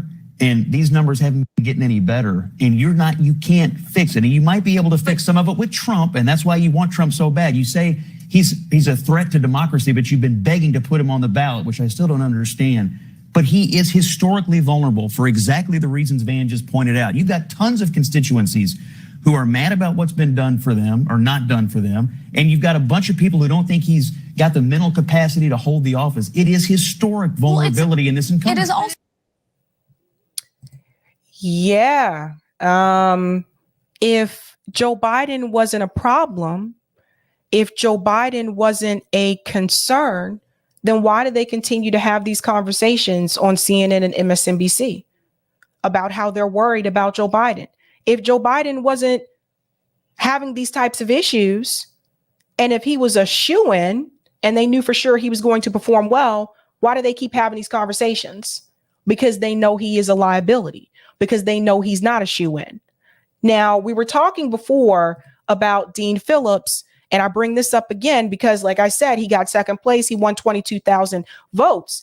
This was right before the New Hampshire primary. It seems that Andrew Yang actually predicted and said, I think Dean Phillips is going to put up a shocking number tonight. Listen to this. Shout out to Case Study QB for doing the damn thing. The Democratic National Committee has said that the primary, the Democratic primary here is not relevant or real, and I think that's just nonsense. You're disappointed this year not to have the Democratic primary, and that's why we're doing this, because it's not meaningless like the DNC says.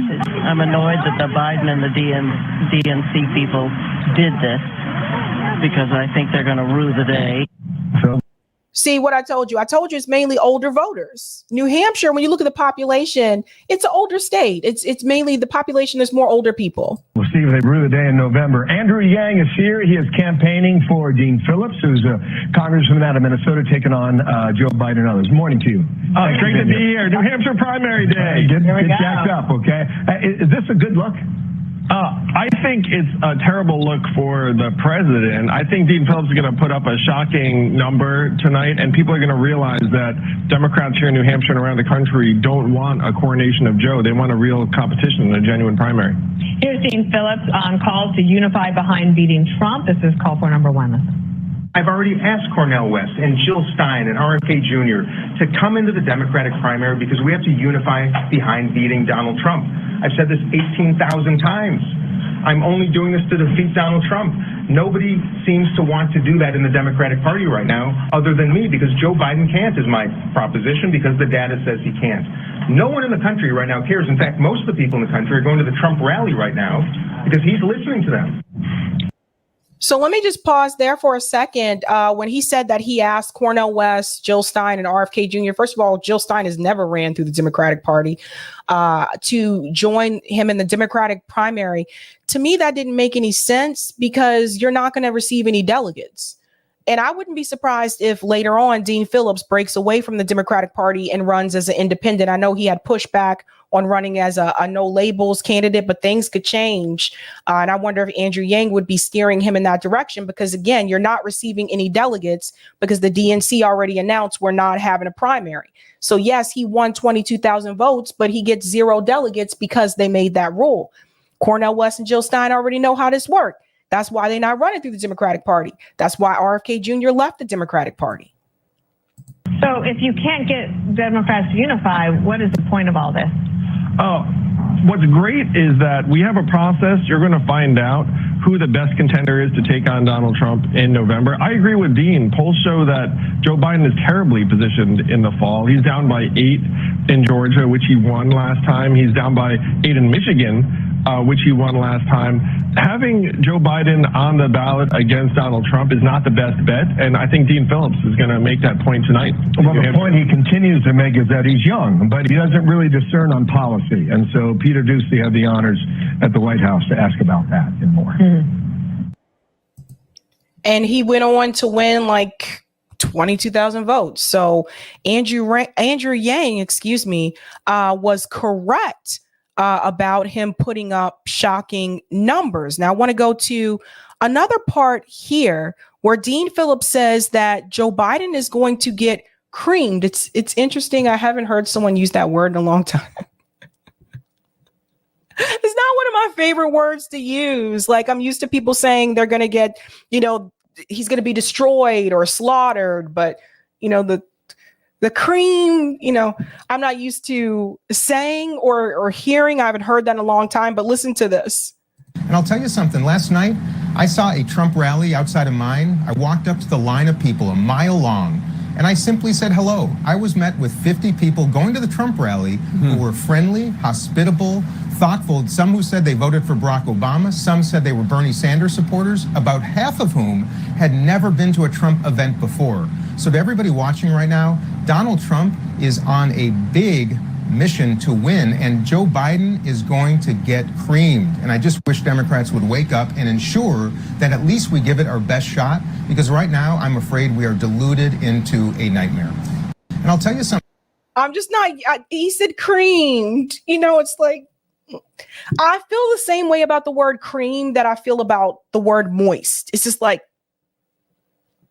it does that thing to me or whatever. But listen to what he just told you. He said when he went to the Trump rally, he met former Bernie supporters and former Obama supporters that actually were out there supporting Donald Trump. People are leaning towards this type of populism, obviously, but also people are running away from Joe Biden. And I just got breaking news here. JB Font says, Sabby, breaking news, Marianne Williamson just suspended her campaign.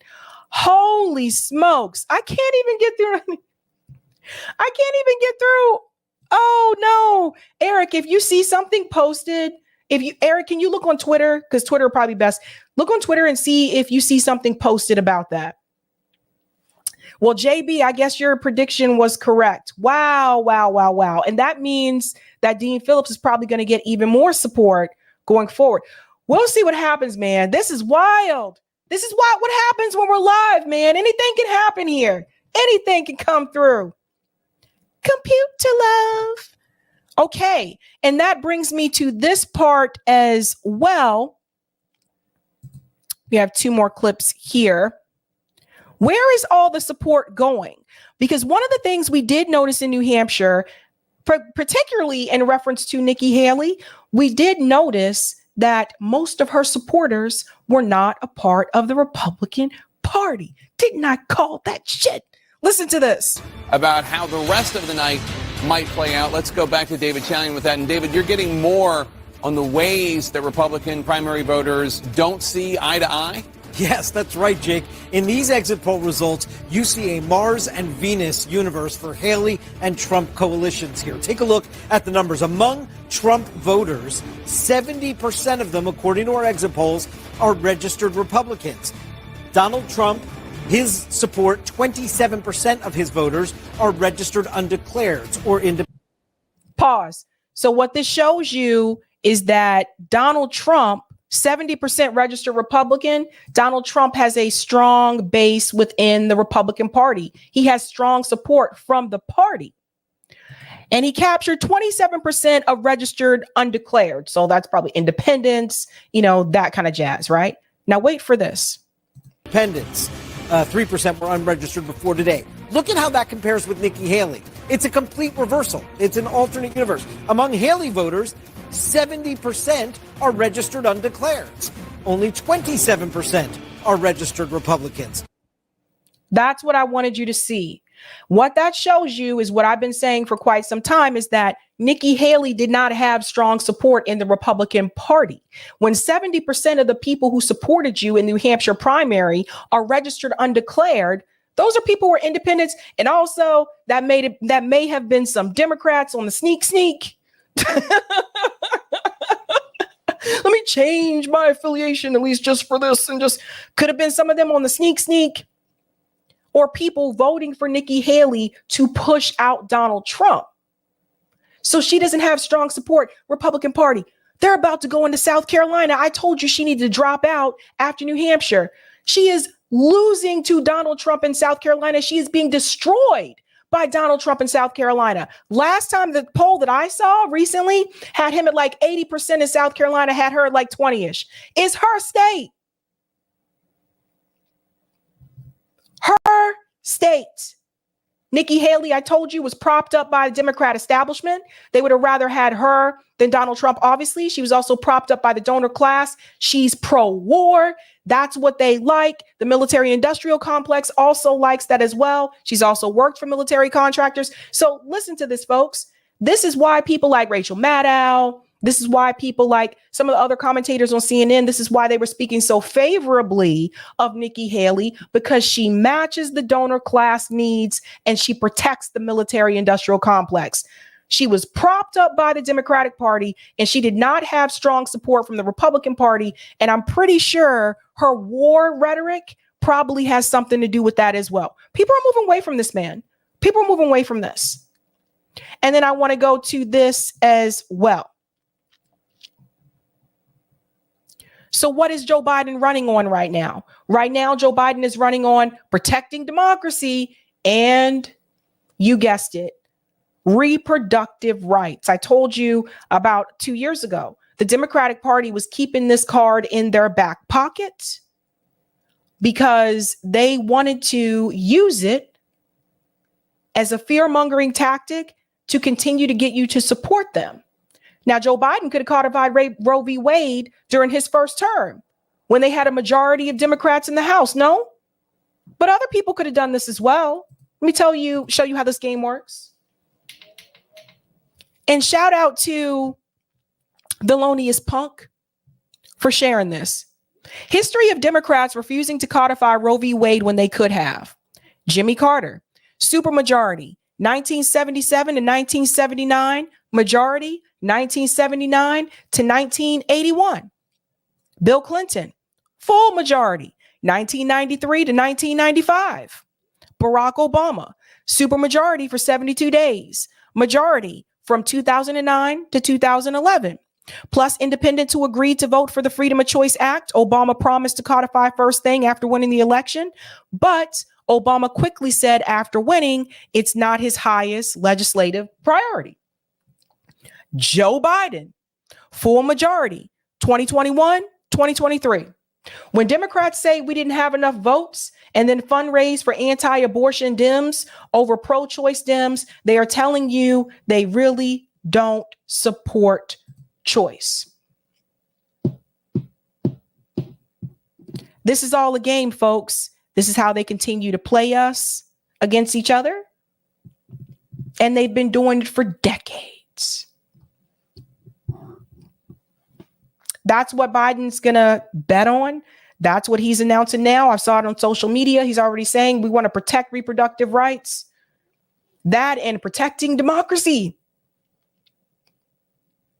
That's what they're counting on. And I don't know if it's going to work this time. But it was interesting hearing people like Van Jones call out the fact that no primary and how that it has disappointed people, right? Let's go to some of the comments here. Thank you for the super chat, Dijon. Sabby rocks, got it right this time, LOL. Race Pay says, writing in Cornell, Phillips is a cut rate Joe Biden. Thank you, EMK. A wet paper bag could win in a debate with Genocide Joe and keep its structural integrity. Keep up the fight, my peoples. Thank you for the super chat, Lyle. I don't trust any candidate that has enough money to live off of for the rest of their lives. They won't experience suffering, unlike the people that vote for him. That's true. Very good points. Okay. You can't confirm, Eric. Eric says he cannot confirm Marianne has dropped. Nothing in news about it. Okay. Thank you for that. We're moving on to the Sam Cedar story here. So there was a clip circulating around on X that obviously rubbed people the wrong way. Some people were really surprised by it. I was not surprised to hear this rhetoric from Sam Cedar, and I'm going to explain to you why. So when it comes to the 2024 election, in reference to who you should support, now the majority report, they have actually criticized the genocide. They have criticized the way that Israel has responded. But when it comes to voting in 2024, what did they say? What did Sam say in reference to Joe Biden? Listen to this. For not wanting to vote for Genocide Joe and going all white savior as if voting for blue MAGA has made anyone's lives better. Well, I will tell you something. The fact of the matter is that we cut child poverty in half, by 45%, 40%. I think that makes a difference to people's lives. For not wanting to vote for Genocide Joe and going all white savior as if voting for blue MAGA has made anyone's lives better. Well, I will tell you something. The fact of the matter is that we cut child poverty in half, 40. So let me get this straight, folks. So Sam Cedar is excusing the genocide. That was a comment from a viewer, is excusing the genocide issue with Joe Biden in defense of the child poverty reduction. What he leaves out is obviously the fact that the Democratic Party, they also stopped that short. Remember that? They're like, oh, we're cutting child poverty in half. Then they stopped it in short. Then I told you, I reported a couple months after that child poverty had actually increased in the United States. So Sam Cedar isn't going to tell you that. That's because Sam ain't really doing no damn research. He's not. He said this before on the show. He's not researching this stuff, right? Why is that? Why is that?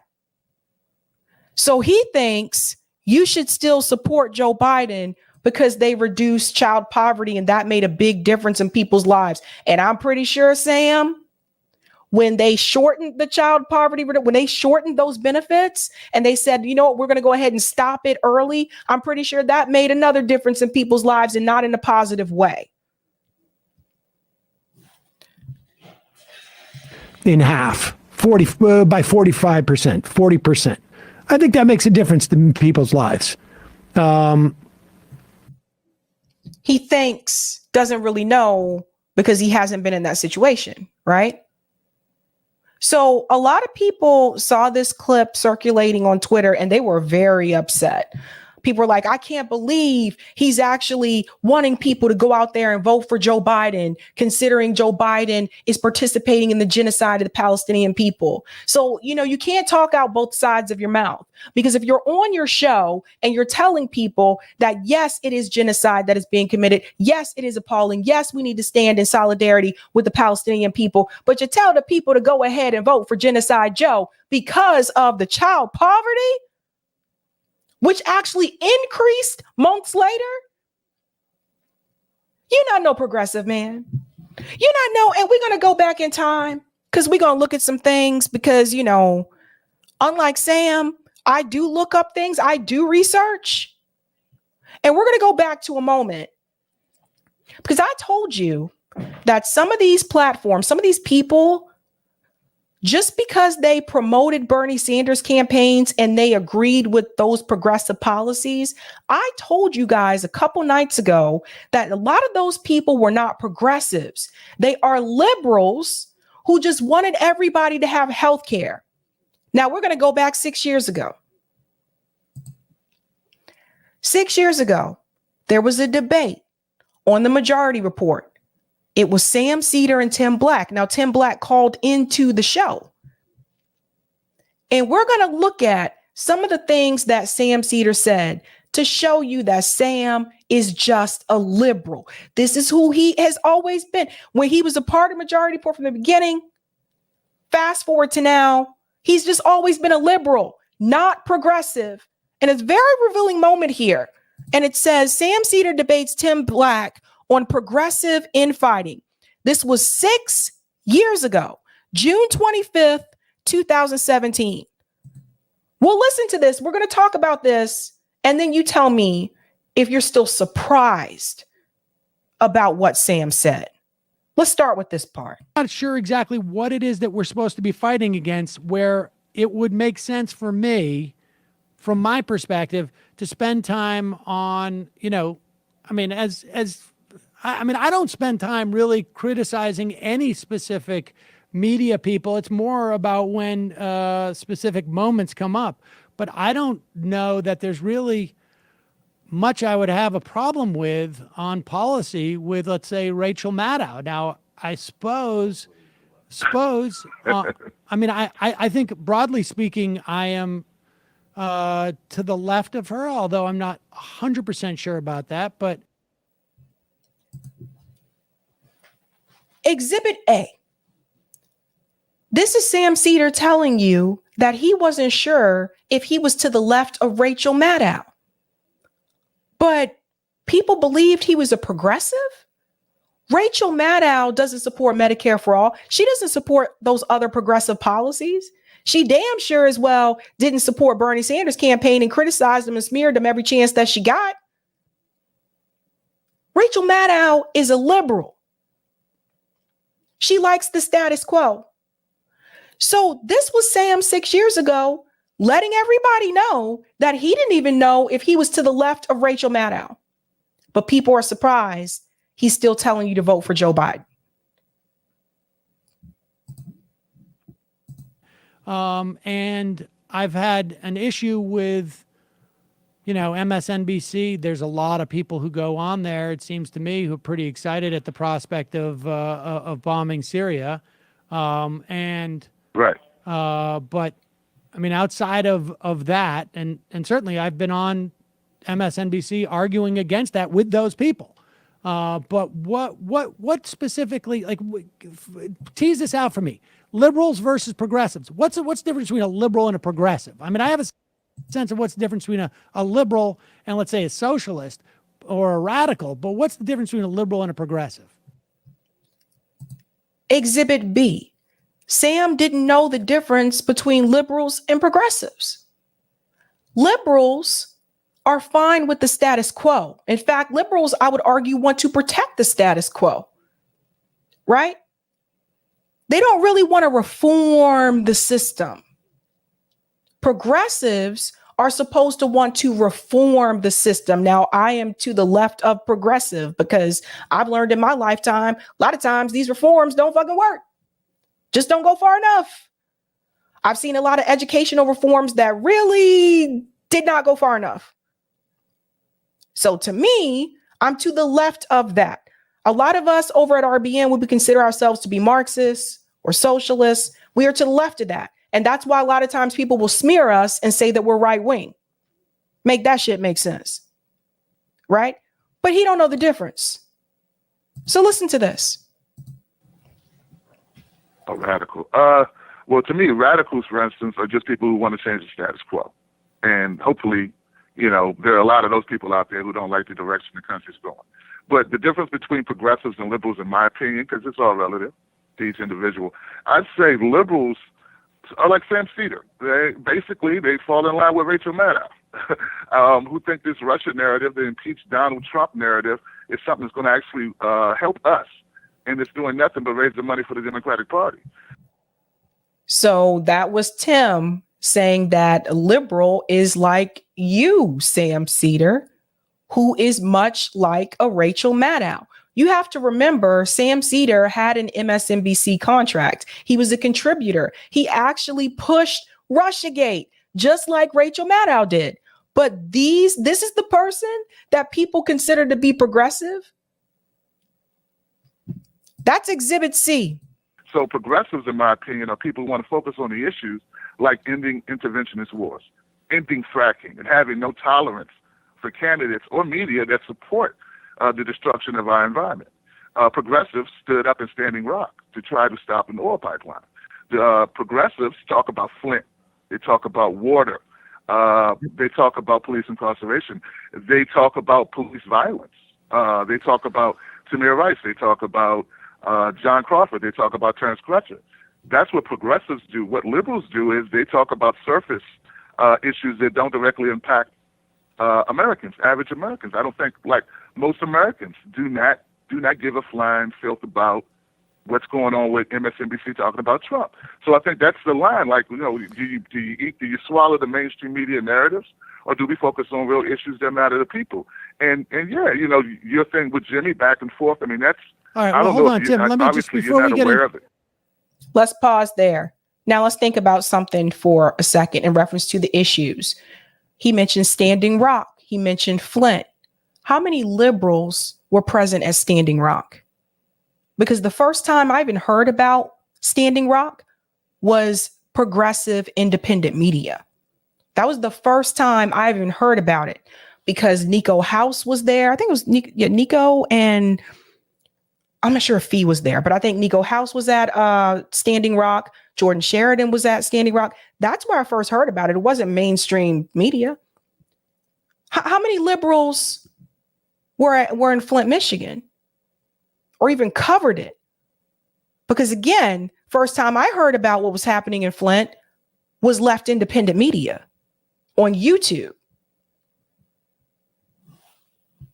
Going a little bit more here. Before we get into the Jimmy thing.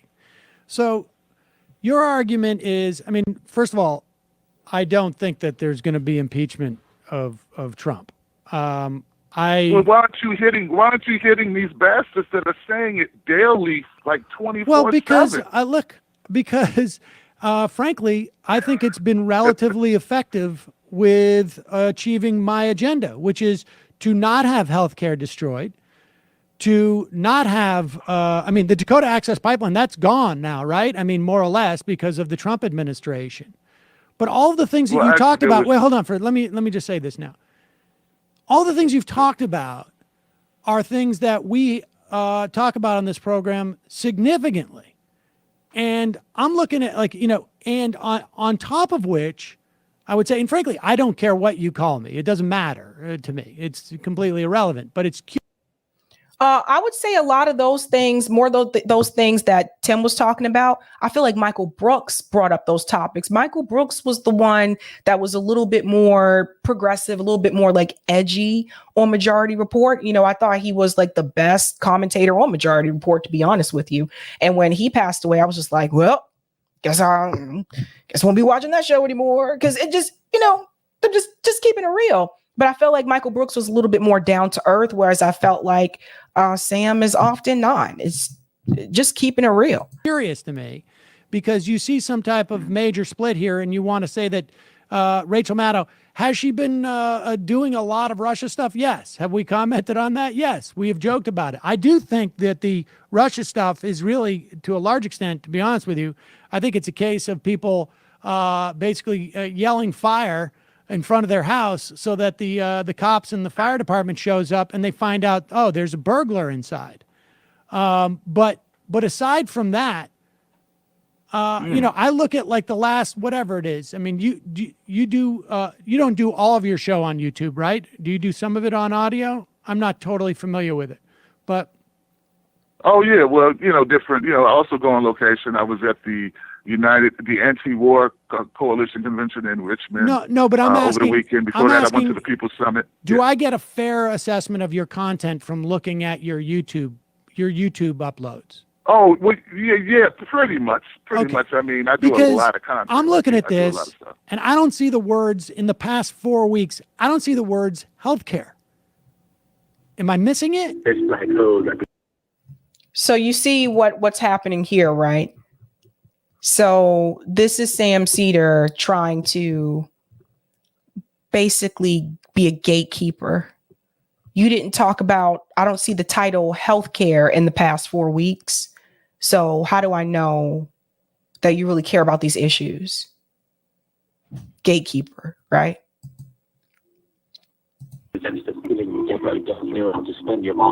Hello? You don't see the term healthcare. I don't see the word healthcare. Now I see Kim.com and Seth Rich 4 or 5 times.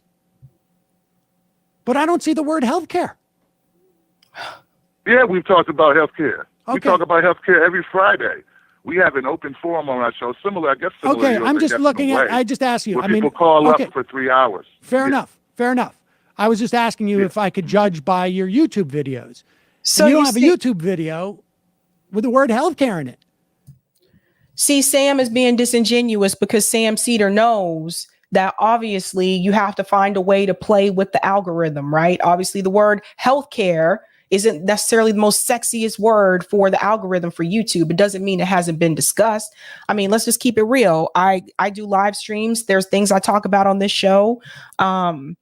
Different topics here and there. It doesn't mean I'm going to always have this word like in the title. Now we move on to this part here. And I believe this is the one. I think this is the part about Pelosi. Let's go to this part. It's conceivable that maybe 6 years from now, we will have a more, a Medicare buy-in type of situation. It's possible. Maybe we'll have Medicare for all. Maybe. In the meantime, We should. yeah, I hope so. And we I need hope so. Democrats that will actually fight for it. People that will actually fight Absolutely. And Right? knock Not on Nancy wood, if we're Pelosi. super lucky, that will happen. But in the meantime, what's going to happen is we're going to have tens of thousands of people die because they have no health care. Tens of And we got to thousands. fight that. Absolutely. Well, I understand, Tim, but your premise is that Susan Sarandon doesn't deserve criticism for implying that the revolution's going to happen. Of course she does. Okay, Well, so why are you that's an opinion. why are you That's an telling me opinion. that Chris Hayes is in the pocket of whatever he is because he criticized Big Susan pharma. Sarandon? Like, exhibit, where are we? D? Sam Cedar defending Chris Hayes. Now, Chris Hayes is obviously MSNBC corporate Democrat shill. Why would Sam Cedar not understand if Tim said that Chris Hayes is in the pocket of big money, especially considering that Sam was a contributor for MSNBC? Why would he not get that? Why would he not understand that? Sam is a liberal. talk about wasting time.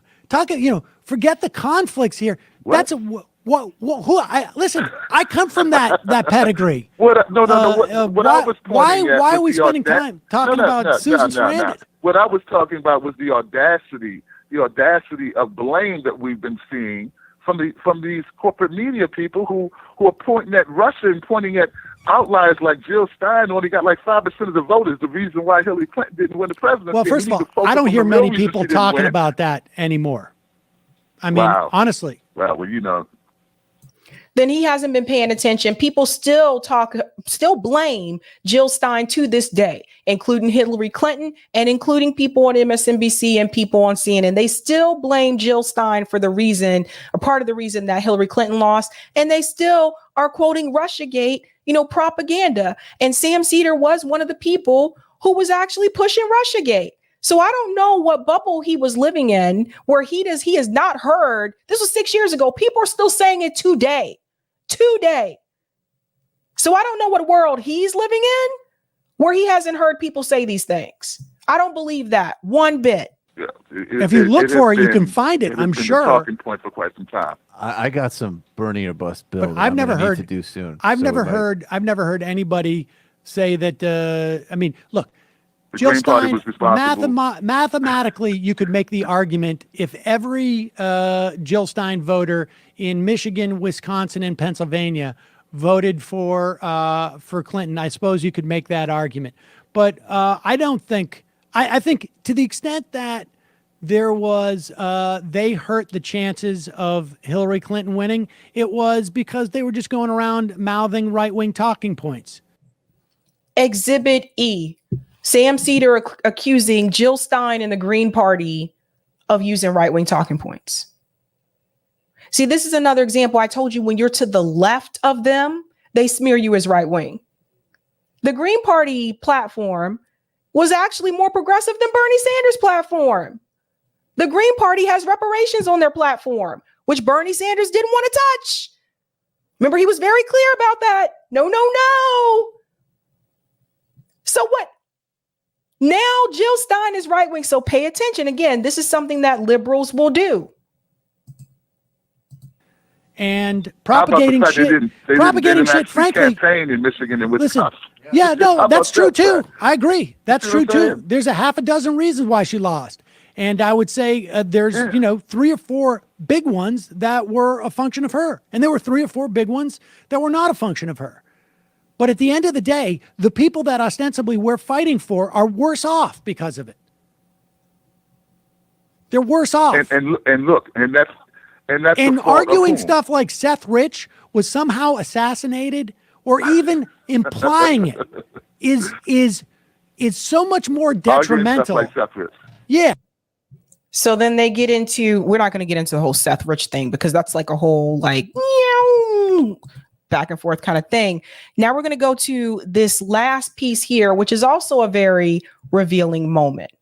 If you're concerned, if you're against all those issues that you just listed, which I think are great, you have just as much ammunition to go after Democrats as you do Republicans. And I do, you but think the Democratic Party is Democrats marginally better on a couple of those issues, and that makes them, I think marginally in some significantly better. In line with their BS. So I think significantly better. I mean, I don't know what marginal constitutes. As bad and as critical as I have been for years about Obamacare and about the Obama. Democratic Party is not like, for instance, Nancy Pelosi is not for single payer. So you would have just as much fire for Nancy Pelosi being against ensuring more Americans than you would any Republican. Now that's an important point because here comes Exhibit F. So Tim was telling him that obviously Nancy Pelosi is not in favor of single payer health care. So shouldn't you have just as much criticism for her as you do towards the Republicans who are against single payer health care? Listen to what he says.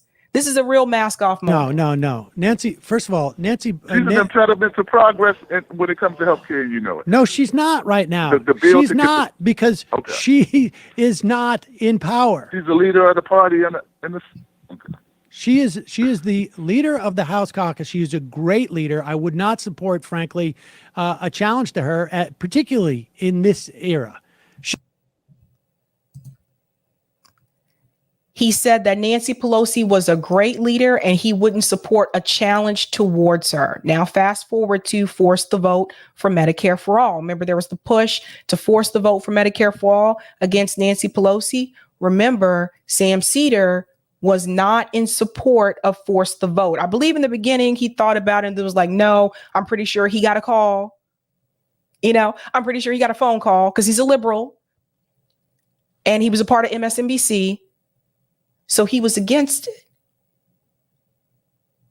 Now it may all seem to make sense when you hear him say, this was before force the vote, that he thought Nancy Pelosi was a great leader and he would not support a challenger to her.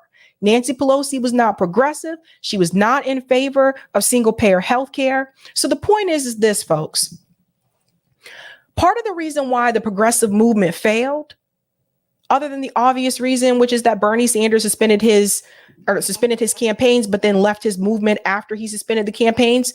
The other reason is because you had people like Sam Cedar who were promoting progressive issues at that time and promoting someone like a Bernie Sanders. But these people were just basically liberals who wanted everybody to have health care. That's what Sam was. So when someone like Bernie would suspend his campaign, you had someone like Sam on a large platform like the Majority Report, ushering the progressive people into supporting Hillary Clinton or supporting Joe Biden, just as he's doing right now, telling you to still support Joe Biden, even though Joe Biden is complicit and actively involved with the genocide of the Palestinian people. These people are liberals. A lot of these people were never progressive in the first damn place. And if they really cared about those progressive issues, people like Sam would have been advocating for the progressive base of the audience to hold the line. When Bernie failed to do so, he would have said to the progressive supporters, listen, this is what we need to do. We need to hold the line. Do not go and vote for Hillary Clinton or Joe Biden without damn demands. there were no demands. What were the demands? Did we demand that Hillary Clinton implement Medicare for all? Cancel student loan debt? Give people free public college? Did we have any demands for Hillary Clinton? What were the demands for Joe Biden in 2020 when Bernie Sanders suspended his campaign? What were the demands? All these people just caved and said, well, don't want to get Donald Trump, so let's go and support Joe Biden with no damn demands. And I'm not talking about Bernie Sanders asking Joe Biden for demands. I'm talking about all of us who supported the progressive movement, who supported the Bernie Sanders, who supported the squad members. We had no damn demands. And people like Sam Cedar said, do it so you don't get Trump. If somebody like him, with the platform that he had, would have said, we got to hold the line. Don't go support Trump, but don't go support Hillary. Don't go support Trump, but don't go support Joe Biden. Democratic Party would have been taught a lesson a long damn time ago, and we wouldn't even be having this conversation today. In the meantime, we could have already built a strong third party movement, but you can't do it when you are being tricked by people who masquerade as a progressive and they are just fucking liberals. And that's why he's telling you, again, to support Joe Biden. Genocide and all, folks. Genocide and all. I went a little bit over time. Oh, this video. Sorry, one more part. We're also going to show this part here. This idea of the lesser of two evils, which Sam also supports. Listen to what this guy says. This was on TikTok. Listen to this. Picking the lesser of two evils is a strategy that only makes any sense if you're thinking in the extreme short term. Like, okay, imagine you're taking care of a kid, right? You're like babysitting a toddler and it's bedtime and you're like, okay, kid, time to go to bed. And the kid goes, I don't want to go to bed. I want to stay up late and watch Bluey and eat candy. And if you don't let me watch Bluey and eat candy, I'm going to throw a tantrum and scream and break things. So now there are three possible outcomes for the next 10 minutes. Outcome 1, the kid goes to bed. Outcome 2, the kid stays up and watches Bluey and eats candy. Or outcome 3, the kid throws a tantrum and screams and breaks things. Now obviously outcome 1 is the most desirable, right? The kid goes to bed, he goes to sleep, you get a quiet evening. That's the ideal outcome, but you know that if you pick outcome 1, you'll actually get outcome 3, which is the worst outcome, the tantrum. If you say, no, Bluey, go to bed right now, the kid's going to scream and cry and break things. So the realistic options for the next 10 minutes are outcome 2 and outcome 3. The kid watches Bluey and eats candy, or the kid throws a tantrum and screams and breaks things. So if your priority is just your immediate comfort for the next 10 minutes, you might think, well, the smart option is outcome 2. Now, outcome 2 is not, ideal. I don't want outcome 2, but letting the kid watch Bluey and eat candy is better than dealing with a tantrum. So I'm just going to let the kid watch Bluey and eat candy. So wow, fantastic. You avoided the tantrum. You avoided the worst option. You picked the lesser of two evils. You're so smart and strategic.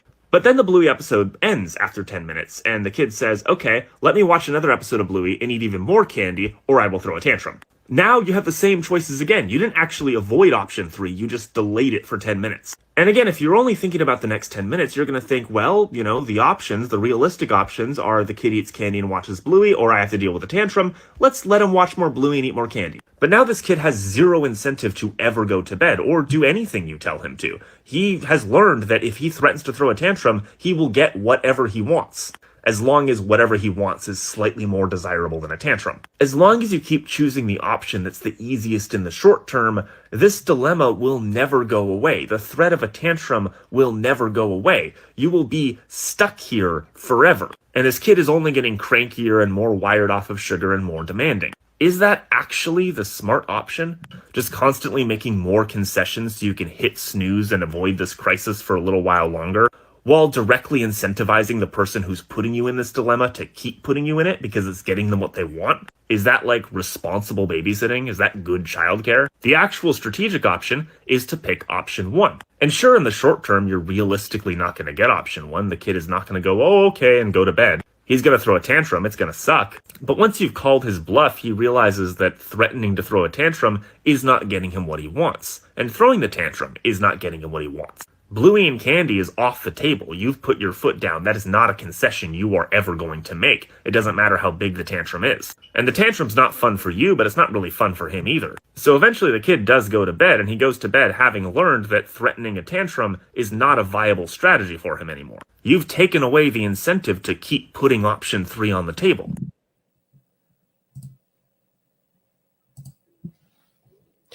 Something to think about.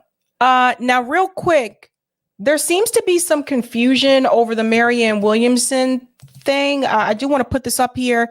Some people are saying, I don't know where this is coming from, but some people are saying she suspended the campaign. Some people are saying she did not suspend the campaign.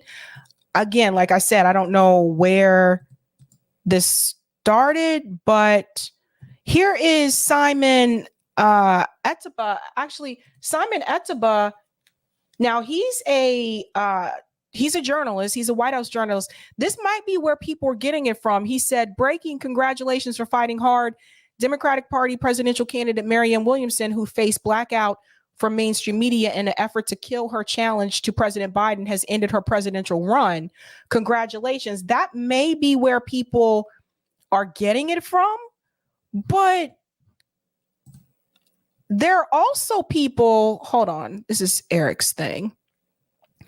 Political polls also said Marianne has suspended her campaign, but there are also people saying that she has not suspended her campaign. Like when you enter her name. So JB sent me a tweet saying, from her account, saying there it is. Yeah, look at that one. From her account? Right there, right in front of you.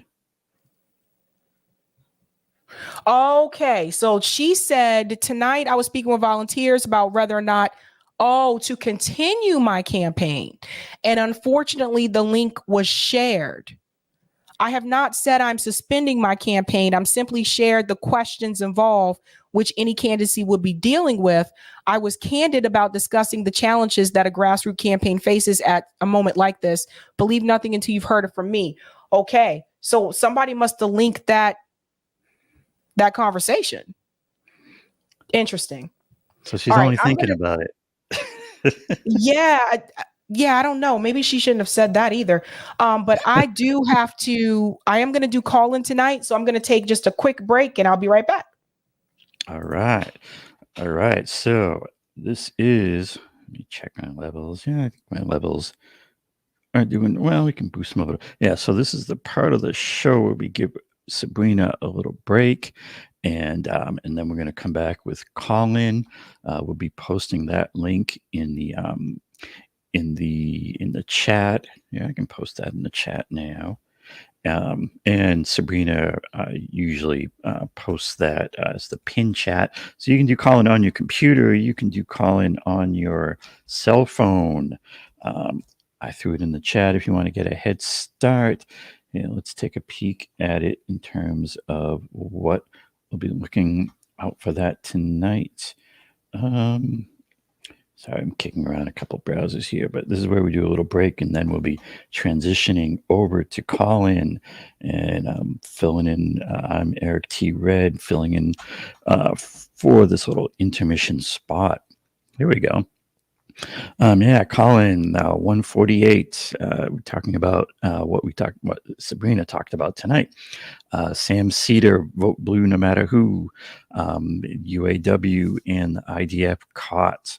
We want to hear what you think. And speaking of what you think, let's see. We've got a few chats here queued up. Thanks for the super chat, Lyle Gentleman. Sam Cedar can't see past his own arrogance. And thanks for the super chat, Alan Paulson. Sam Cedar is so full of himself. I don't know how anyone can watch this establishment tool. Yeah, it's kind of like, I don't know about you, but I think most people who are around, like watching this show and whatnot, almost kind of forget that these shows are still around and still have, I guess, decent sized audiences, but we just kind of stop watching them and forget about them. And, but I guess they're still chugging along and have some kind of audience. Excuse me. And yeah, let's see. We had this chat earlier about the earlier subject from Bad Cookies. Sabby, it was Fat Saga who called Cedar. Sam could tell by the heavy breathing and the deflecting answers. And hopefully we'll see Mr. Bad Cookies in the call-in. Maybe we'll hear from him. You can check out the call-in to see if Mr. Bad Cookies makes another appearance. And in this chat from Mary Galeros, Cedar, Kalinsky, Jank, and the rest of them are why we can't have a true left movement. They are the reason we have a fascist country. Yeah, I mean, you know, for me, it always comes back to, well, if we're really going to figure out what's going on, right? I always say you have to look at the money, you have to look at the corruption. It's really what runs things. It's everybody's doing these things like a Sam Cedar because they're getting paid. It's a whole system. All these people are corrupt players in a corrupt system. And until we have a politics and candidates that recognize that call that out, that center on those things, it's not going to get better. I mean, that's really, it's a key thing. And yeah, I'll take this opportunity to throw up my MCDS stuff. See, so if you go to, I can even show this.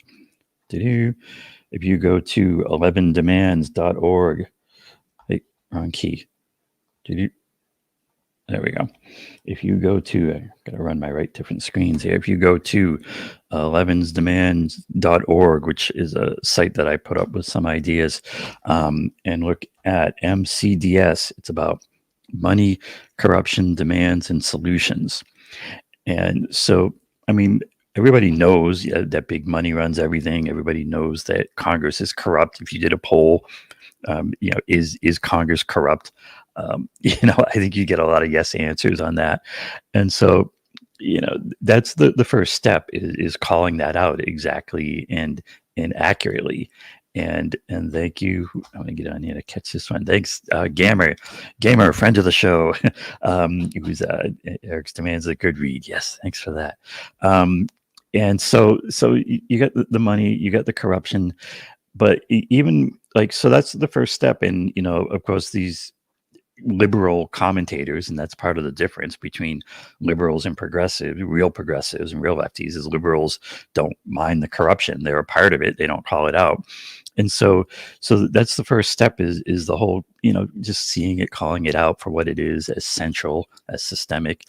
But then you still have to go another step, because if all you do is just call that out, then it doesn't give people a path. It doesn't give people really a way, like, what are we going to do about it? And so that's when you get to the D part of it, in the demands, and that we need to, as a movement, as lefties, demand an end to it. We need to be out in the streets demanding an end to it.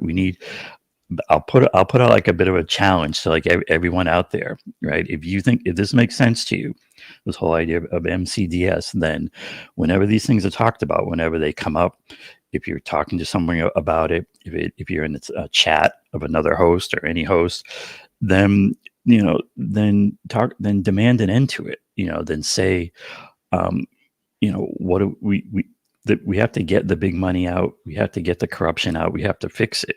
And it comes down to demands. And we need to be asking, what are our demands? What do we do about it? And then that gets you to the solutions. Because, once you start having a clear set of demands, then you basically, it always comes back to the money and corruption, right? We're not getting anywhere because Congress doesn't represent us. Congress represents the big money donors that pay them. So what I'm proposing is that all of us center on this, that all of us keep this in mind, that all of us, when we talk about this, these issues, to always bring it back. It's money and corruption, and we need to demand an end to it. We need to make corruption become politically toxic, become a thing that's just not acceptable, that's just not anything that we're going to come close to supporting. And of course, with with all the corporate media and even the fake independent media, you see that they never get to that point because they're essentially a part of it. So then when you go from when you're on the demands, then you're on, well, what's our solutions, right? I mean, how do we, if we have demands, right, then we talk about, well, how do we get these demands met? And if our demand is get the big money out, if our demand is get the corruption out, well, then you're on to fixing big money in politics and government. And then, that gets into campaign finance laws, of having public financing, that gets into fixing the Constitution so that the Supreme Court doesn't strike down these very necessary and crucial fixes and regulations. You got the lobbying, you got the revolving door politics, you got the transparency and these things. So these solutions are out there, but we're going to have to demand them. We're going to have to be clear about it, and we're going to have to get together on it and just say this is what we have to have, or they're not getting our support, our votes, or anything. That's right. That's right. Did you get you got the super chats, Eric? Yes. Okay. All right. We're going to go on over to All right, calling. see you in the calling. All right. We're going to head on over to call-in episode 148. Sam Cedar, vote blue no matter who. The UAW endorsing Joe Biden, IDF caught, etc., and whatever else you want to discuss. Again, tomorrow afternoon, that interview with Dennis Kucinich should premiere, so don't miss that. And we're going to go ahead and head on over to call-in. That link is pinned to the top of the chat, so I'll see you guys over there. Have a good night. Keep up the fight.